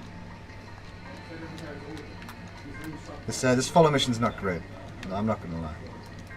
It's a bit long and arduous, and you have to wait for Uniball a lot. You can get stuck on every rock imaginable. I'm kind of glad he didn't, to be honest. I've had him walk off a cliff before. Yeah, I got screwed by the controller there. Come over here, don't get caught. Okay, that's good. Good guy.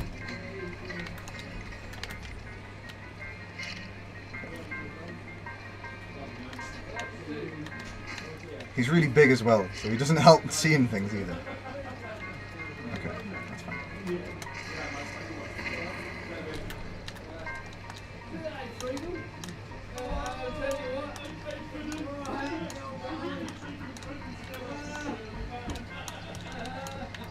Okay, so I'm going to stop Uniball pretty early here. I need to be around here when he finally catches up.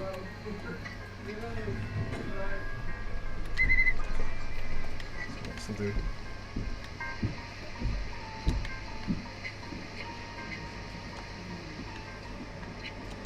Okay, good. Uh-oh. Okay, at least he couldn't come, that's fine. If he gets caught, it's not so bad once I get to the top of here. Alright, see ya. Where did Uniball go? He's gone off the map. Oh, there he is. I thought I hit Uniball. Oh, that'd have been something. Wait for this guy. I'll put this on top of here and then go with it.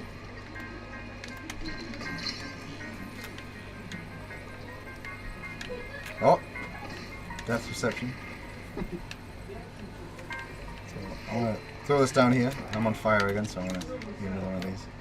Oh, well that's gone. Never mind.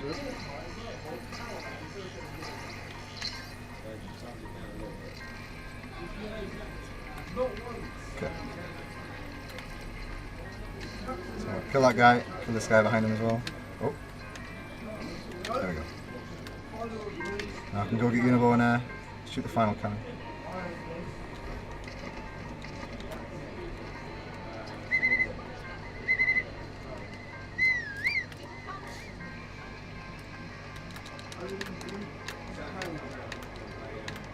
So, also, if I run too far away from Uniball, he'll just stop. He'll get confused and he doesn't know where I've gone.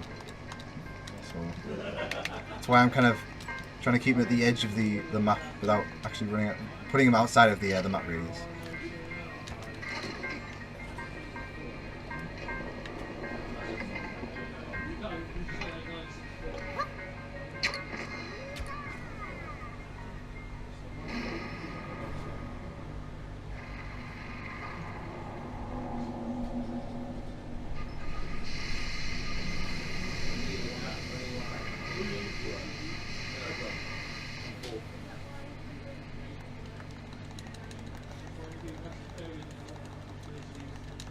Alright, so Regenia's got a quite nice little trait to it. There's a couple of places in the game, including Trial of the Sword and an island behind the Cork Forest that makes the game completely pitch black. And using stasis or magnesis it'll still restrict your vision, so you can't cheese through it. So the whole dungeon's dark. Basically, the objective is just get to the map station, light it up, and then we can start doing some of the switches inside that are a little bit. Well, you need the map station to do some of the switches because you need to tilt the dungeon.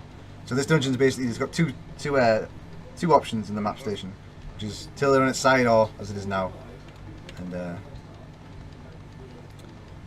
just got to kill a few of those pieces of malice to be able to get through and get the map station. So what you just saw the camera do there is it went through that little hole. I quite like that, so we'll be doing that later. Can I have a ball? Thanks.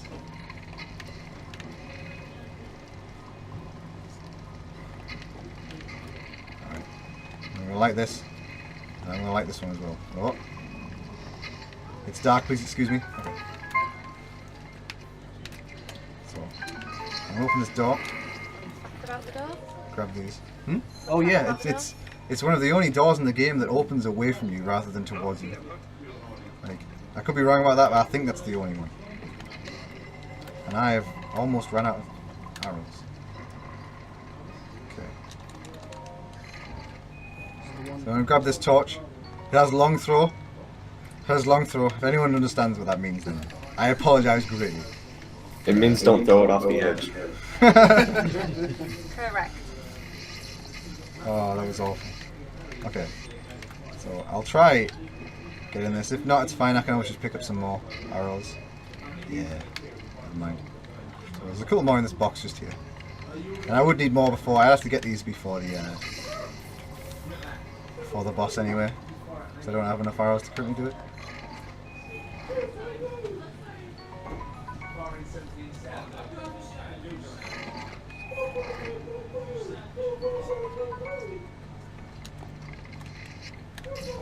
Okay.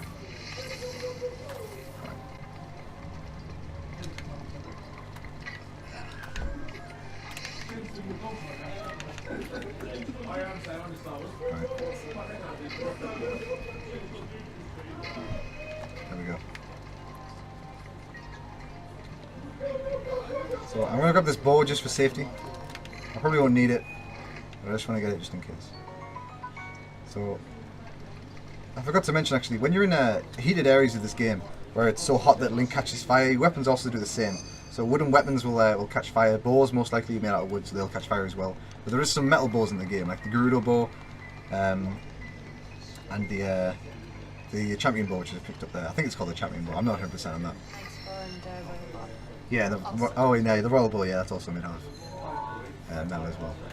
So, but with the wooden weapons, they have a set timer before they'll burn out completely. So with the Great Eagle bow, that timer is 36 seconds before that'll burn out. But if you put it away and bring it back out again, it'll reset that timer.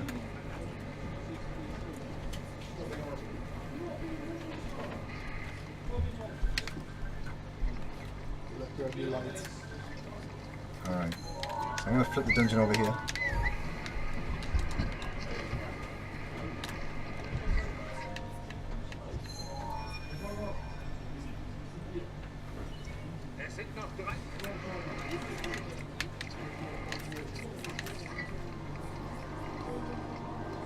Okay, so what I said about the start of this dungeon about squeezing through small holes, this is an eye door. Now I'm through the eye door.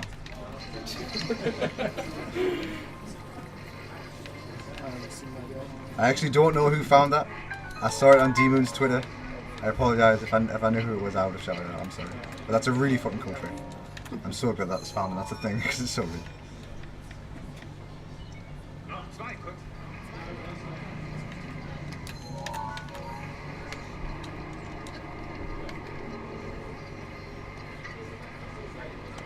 Okay.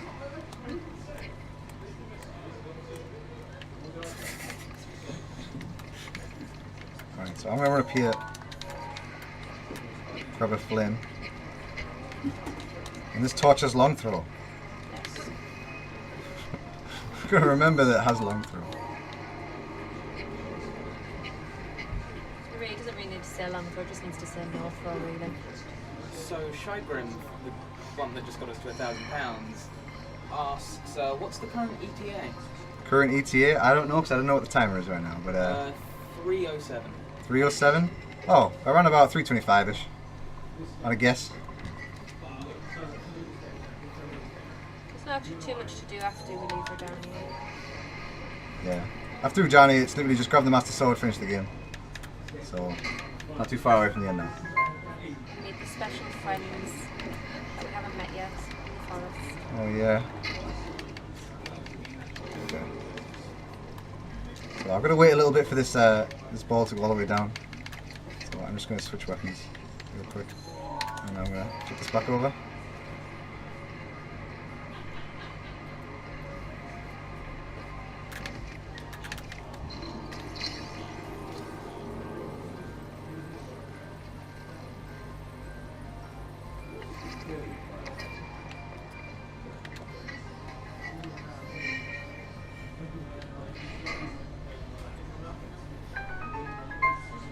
There's one more terminal, and that's we'll get that with using Rivali's Gale just outside of this area, and we're fighting Fireblight.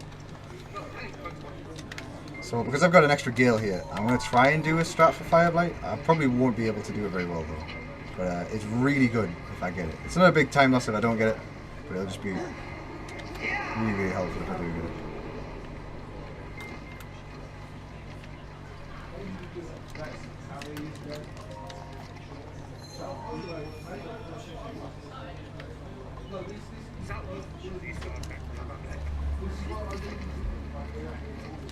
Whoa.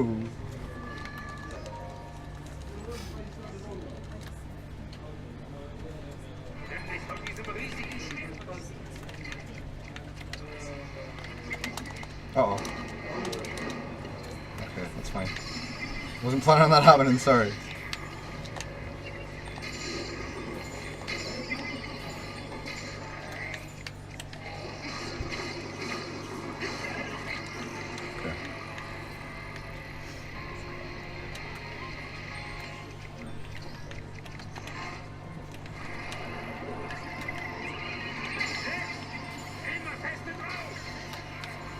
Oh, see ya.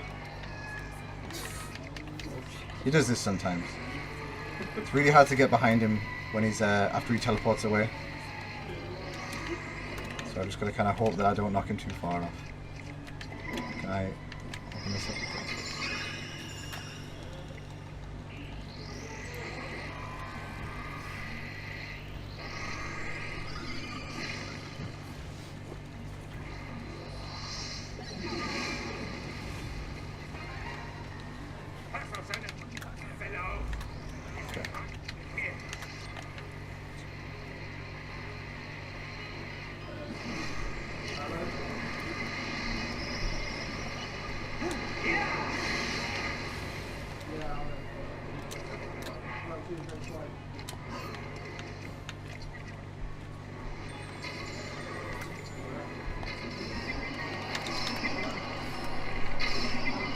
Oh, I didn't knock him down?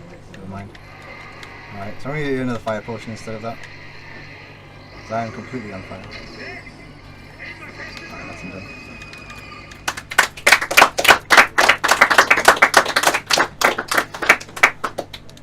Ooh, I need that. That'd have been bad if I missed that. Oof.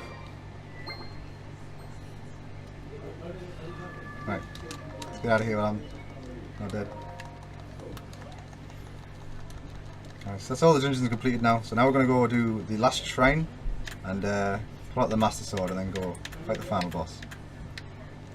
So the final boss, there's a lot of different phases that can kill me really easily, and I'm not looking forward to it, to say the least, because I could die quite easily. None of them are gonna happen. Yeah.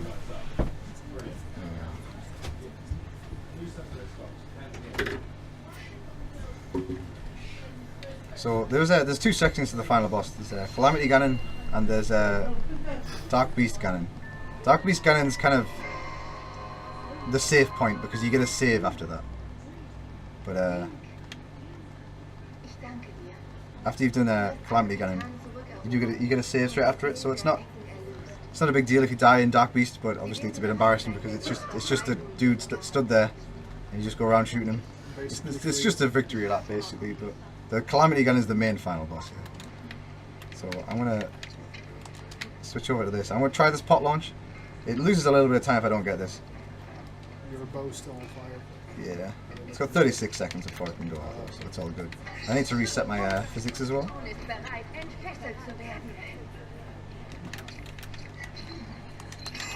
So I'm not planning on getting this. It'd be really cool if I did, but if not, I'll just do the Glide of Shame. Ah, never mind. Glide of Shame time it is. So, yeah, feels bad, man. So I don't have any gales left, so I can't go over the right here. The forest is literally over the other side of here, and I don't have anywhere I can teleport to get over the forest. So I'm gonna have to go around here. So the next trick coming up is called Lost Wood Skip. So what'll happen is once I get around this mountain here, the Lost Woods, basically what it is it forces you to go into the woods a certain way, and you've got to follow the wind and follow the direction the fire is going and things like that. And I don't want to do any of that, so I'm just going to fly over all of it. But some things during that launch can make it really difficult. If you go too high, too low, too far to the left, too far to the right, you'll just void out and end up in the maze, and then have to do the maze normally. It's not really a maze per se, but I guess for someone who hasn't seen the game before, it is very, very maze-like. So there's Hyrule Castle there with all the Divine Beasts primed and ready to shoot at it. Unfortunately, we won't get to see that cutscene in its full potential, but you get to see like a little snippet of it during the fight. So I'm just gonna maneuver way around here.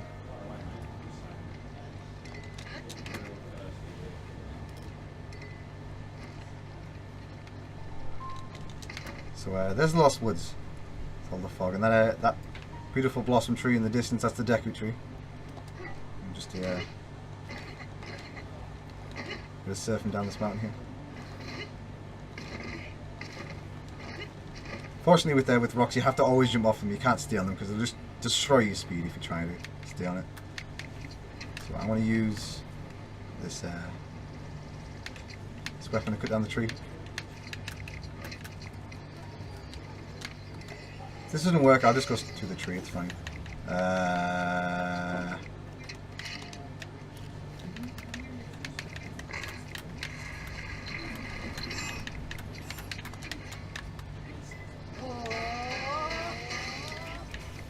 It's not good.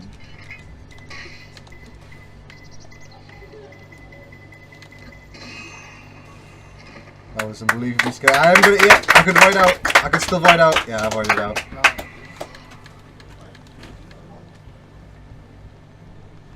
That area has a good chance of spawning a Yiga clan person too.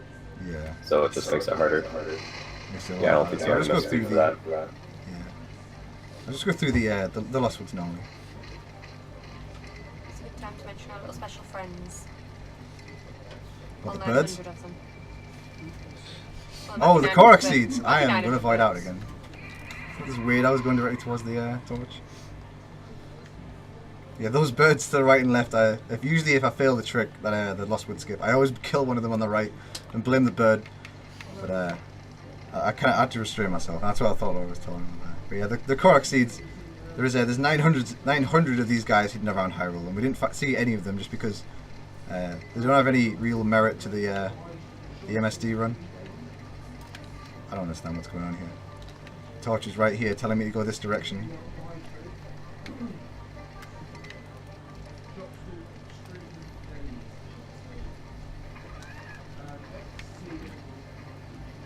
Never mind.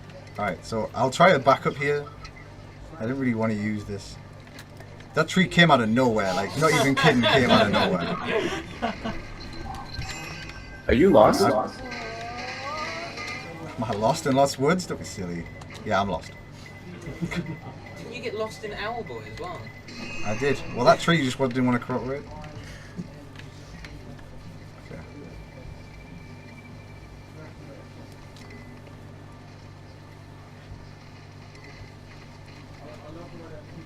it's just left, forward, right, forward. But don't go forward or left when the wind isn't going that direction. There's the deer. You can ride deers, by the way. I won't actually get on one though.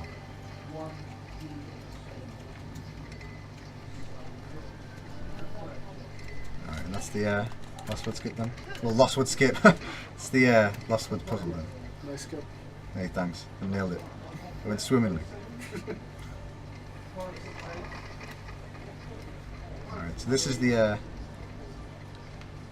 this is Frame Drop Forest, as I like to call it. Well, I'm not gonna lie, I stole that name from Triax, but it's pretty bad in terms of frame drops. Because once you get in the center, everything just lags tremendously. Look at them all.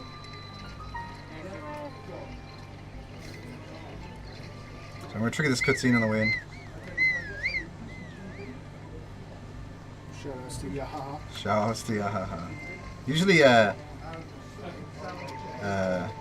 Hetsu stood there. Because he's doing that quest, he's not actually here at all. This is the last shrine we'll be getting before pulling out the Master Sword. That's my biggest regret about MSD. You don't meet Hetsu. You don't hear and see his wonderfulness. Yeah, he's still looking for his maracas somewhere out in the wild. I think the only time you ever see Hetsu on a run is in Hunter. Yeah, or AMQ. You go past him in AMQ. You walk by him, but you don't do anything Yeah, for him. you don't talk to him, yeah, but you go past him. I have put that in the wrong one. One. Put it in this one.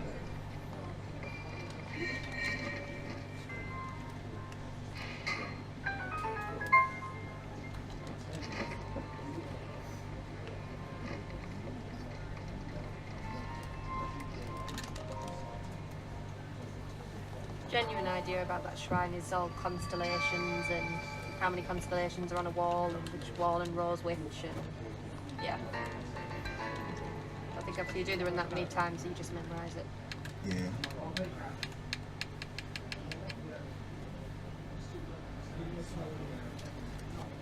Alright, so I'm going to go turn in all these spirit orbs into hearts, pull out the Master Sword, and then go on our way to Ganon. So during Hyrule Castle, there's some inconsistencies about blood moons. So blood moons usually only happen when after you played the game for one total in-game week, and they can actually sometimes happen while you're going through the Hyrule Castle. So hopefully that won't. I really do want that to happen.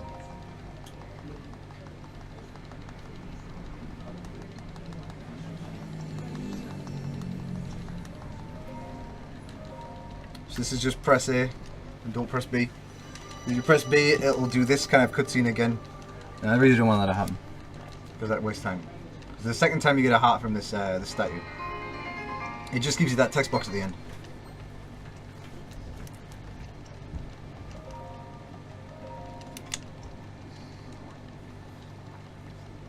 Any puns in chat to share before we get to the final bit? Any from the in-room audience? Feel free to contribute. No puns? Oh. That was pretty pun-free. Thank God for that. No more punishing jokes? Oh, please. Maybe if everyone gets at least we pray for no more puns. Pretty bad one.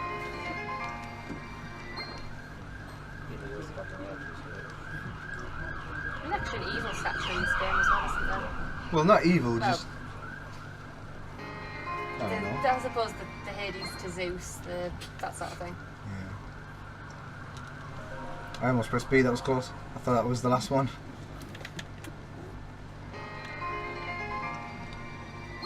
Alright. So now you have 13 hearts. You can go get the Master Sword. Is that a pun out here? Yeah. Reku says, no more puns? Jeez, have a heart. Aww. You gotta clap for it at least. So when you try to pull out the Master Sword for the first time, it gives you this little cutscene where you remember everything that's just recently gone on. And well, 100 years ago. Recently. And then what? Recently. Recently, 100 years ago. Yeah, it's not long. It's not why I went recently. Oh. Oh. Don't laugh at me, tree. least I can leave this forest. Someone in the room here actually asked earlier what happens if you don't have 13 hearts before we started the run. You die. There Yeah. we go. We've got a donation. Didn't die. Oh, didn't die. Oh, yeah. So we've got a donation from Ozatu. He's just walked back in. It's a £10 donation, and then there's a bunch of binary that I'm not going to read. Should I translate the binary? I'm being told to translate the binary, so I'll be back with you in a moment. It's very elaborate. Donation total is now 10, 10, 10. For as far as I know. I feel a little sad. We're leaving the croc forest without a yak fan. Yeah, no, yeah, haha. Sorry. I feel sad.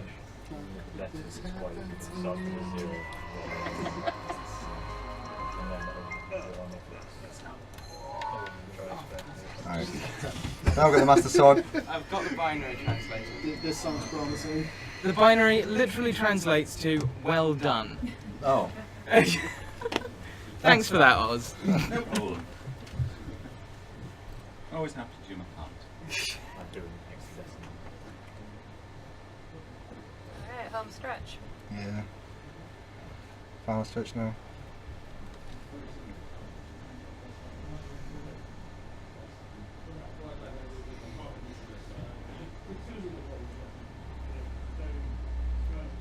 Alright. So, there's a chance of dying when I go across here. Just the fastest way into Hyrule Castle goes right past a Guardian, and the Guardian doesn't really have doesn't have a good way to get past it other than reflecting his shot or getting lucky and not getting knocked at all. And I never usually get lucky. Just don't die. Used to that, I guess. Oh, he sees me. I could try and hide behind this section, I guess. Alright.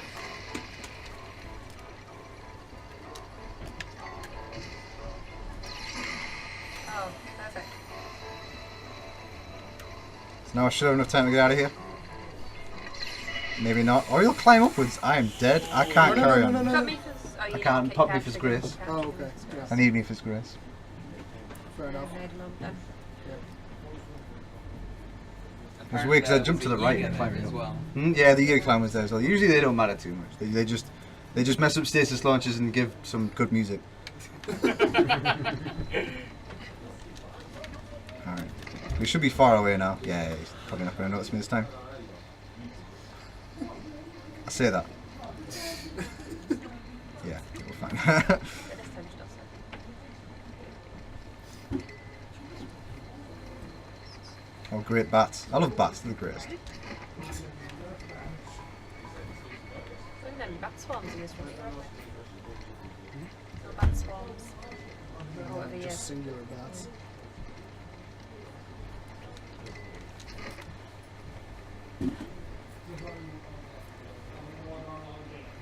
Alright. So the dude that's usually above me here? Oh, there he is. It's actually not really close to me, so I should be able to get up the waterfall without getting targeted by this guy. This is kind of the final area here. Oh. I don't even know where the guy that's supposed to be around here is. I think he's left. He's on break. He's on his break. I think Sai sent me a piece of notification without telling me. Oh.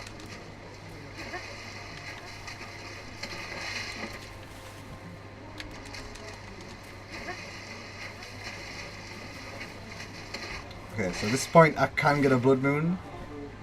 Hopefully it won't happen though. Okay, no, it didn't happen. It's fine. So what the blood moon is, it just resets all the overworld enemies, apart from bosses. So, but it's just kind of like a waste of time, just because the cutscene takes a while and it's got to load back in, and it's not good. Okay.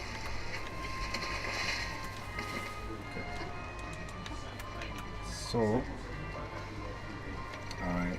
This is it's pretty sketched. I'm probably gonna save and load here. Yeah, I jumped a bit too early.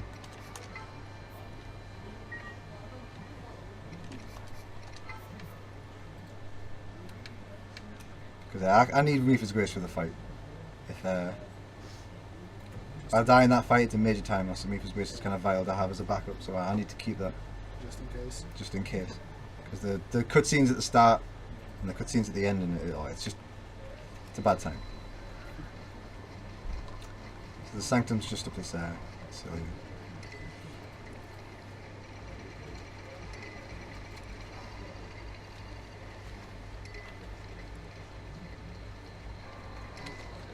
Okay. Alright, so I need to eat damaged food. I'm going to take that just for safety. Alright.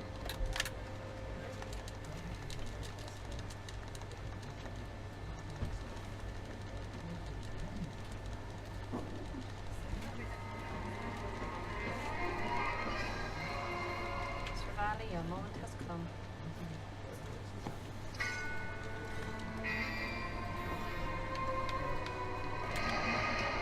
Don't die, by the way.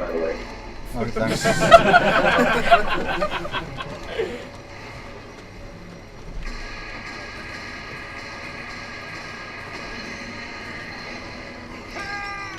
What?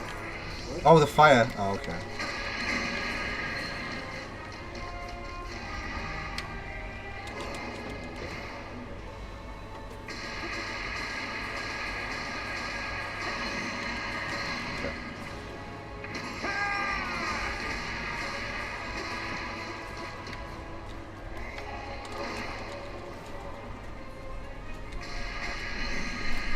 Okay, phase 2.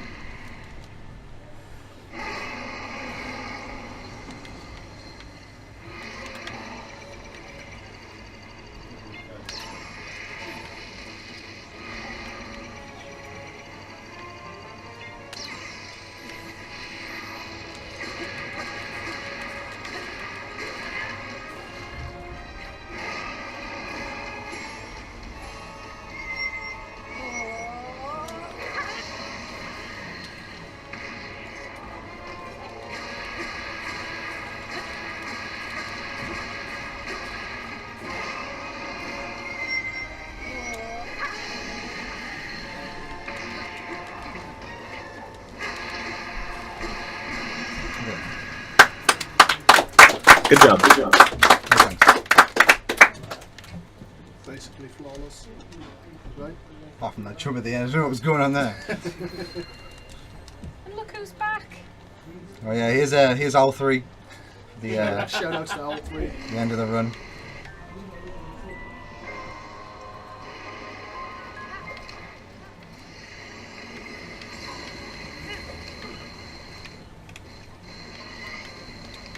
Wallands Hass ungeziebigen Panzer. In diesem Zustand bringt kein Angriff zur Not. Würde diesen Hass zurückdrängen. So we're just gonna wait for this guy to turn around. Ich wünsche dir Glück.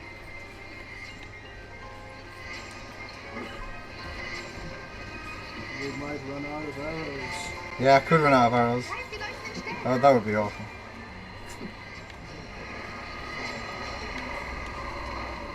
It's like Cece said, this is kind of a victory lap.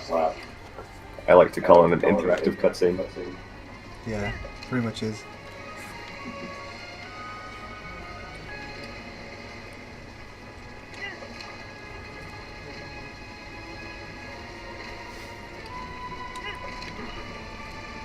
But will be a belly shot, and then the final shot to the eye, to the in his head.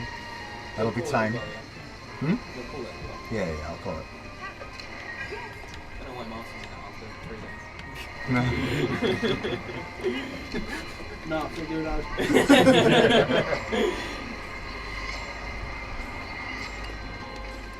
Come on. Hello? Hello? Thanks. Hello, you're welcome. Windet sich vor Schmerzen.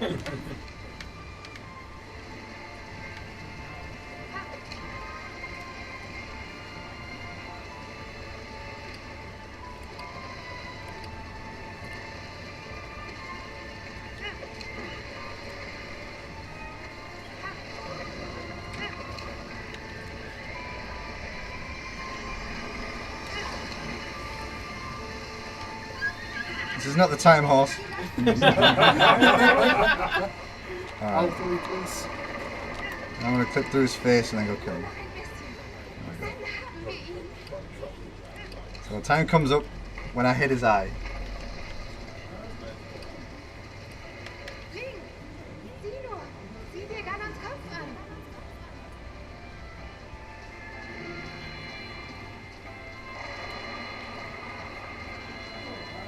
Das ist Ganons Ling. Bring es Time. Good luck to you.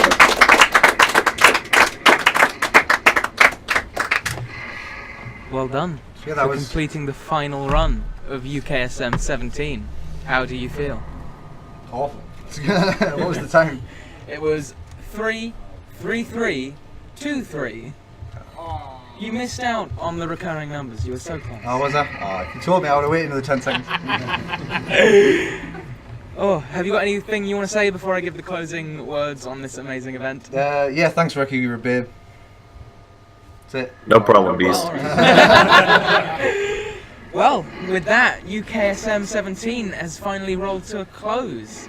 Thanks to everyone in the room who came out to spectate, everyone who watched on the stream, and of course, you guys, the runners, for coming down to showcase your skills for us. It's been absolutely incredible, especially thinking about how far this project has come since January, when it was literally just a throwaway thought in some direct messages. We all had no idea how much work we're going to make in something like this a reality, but we've had a lot of fun. In total, we've raised an absurd amount, £1,000, £1,010 and 10 pence, which is absolutely insane. It's crazy.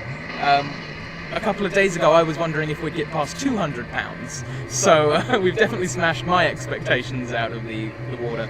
But thank you especially to Ozita, Farron, Bradbean, Xander, TKY, and of course Shygrim for your donations. They were the major turning points in terms of donations.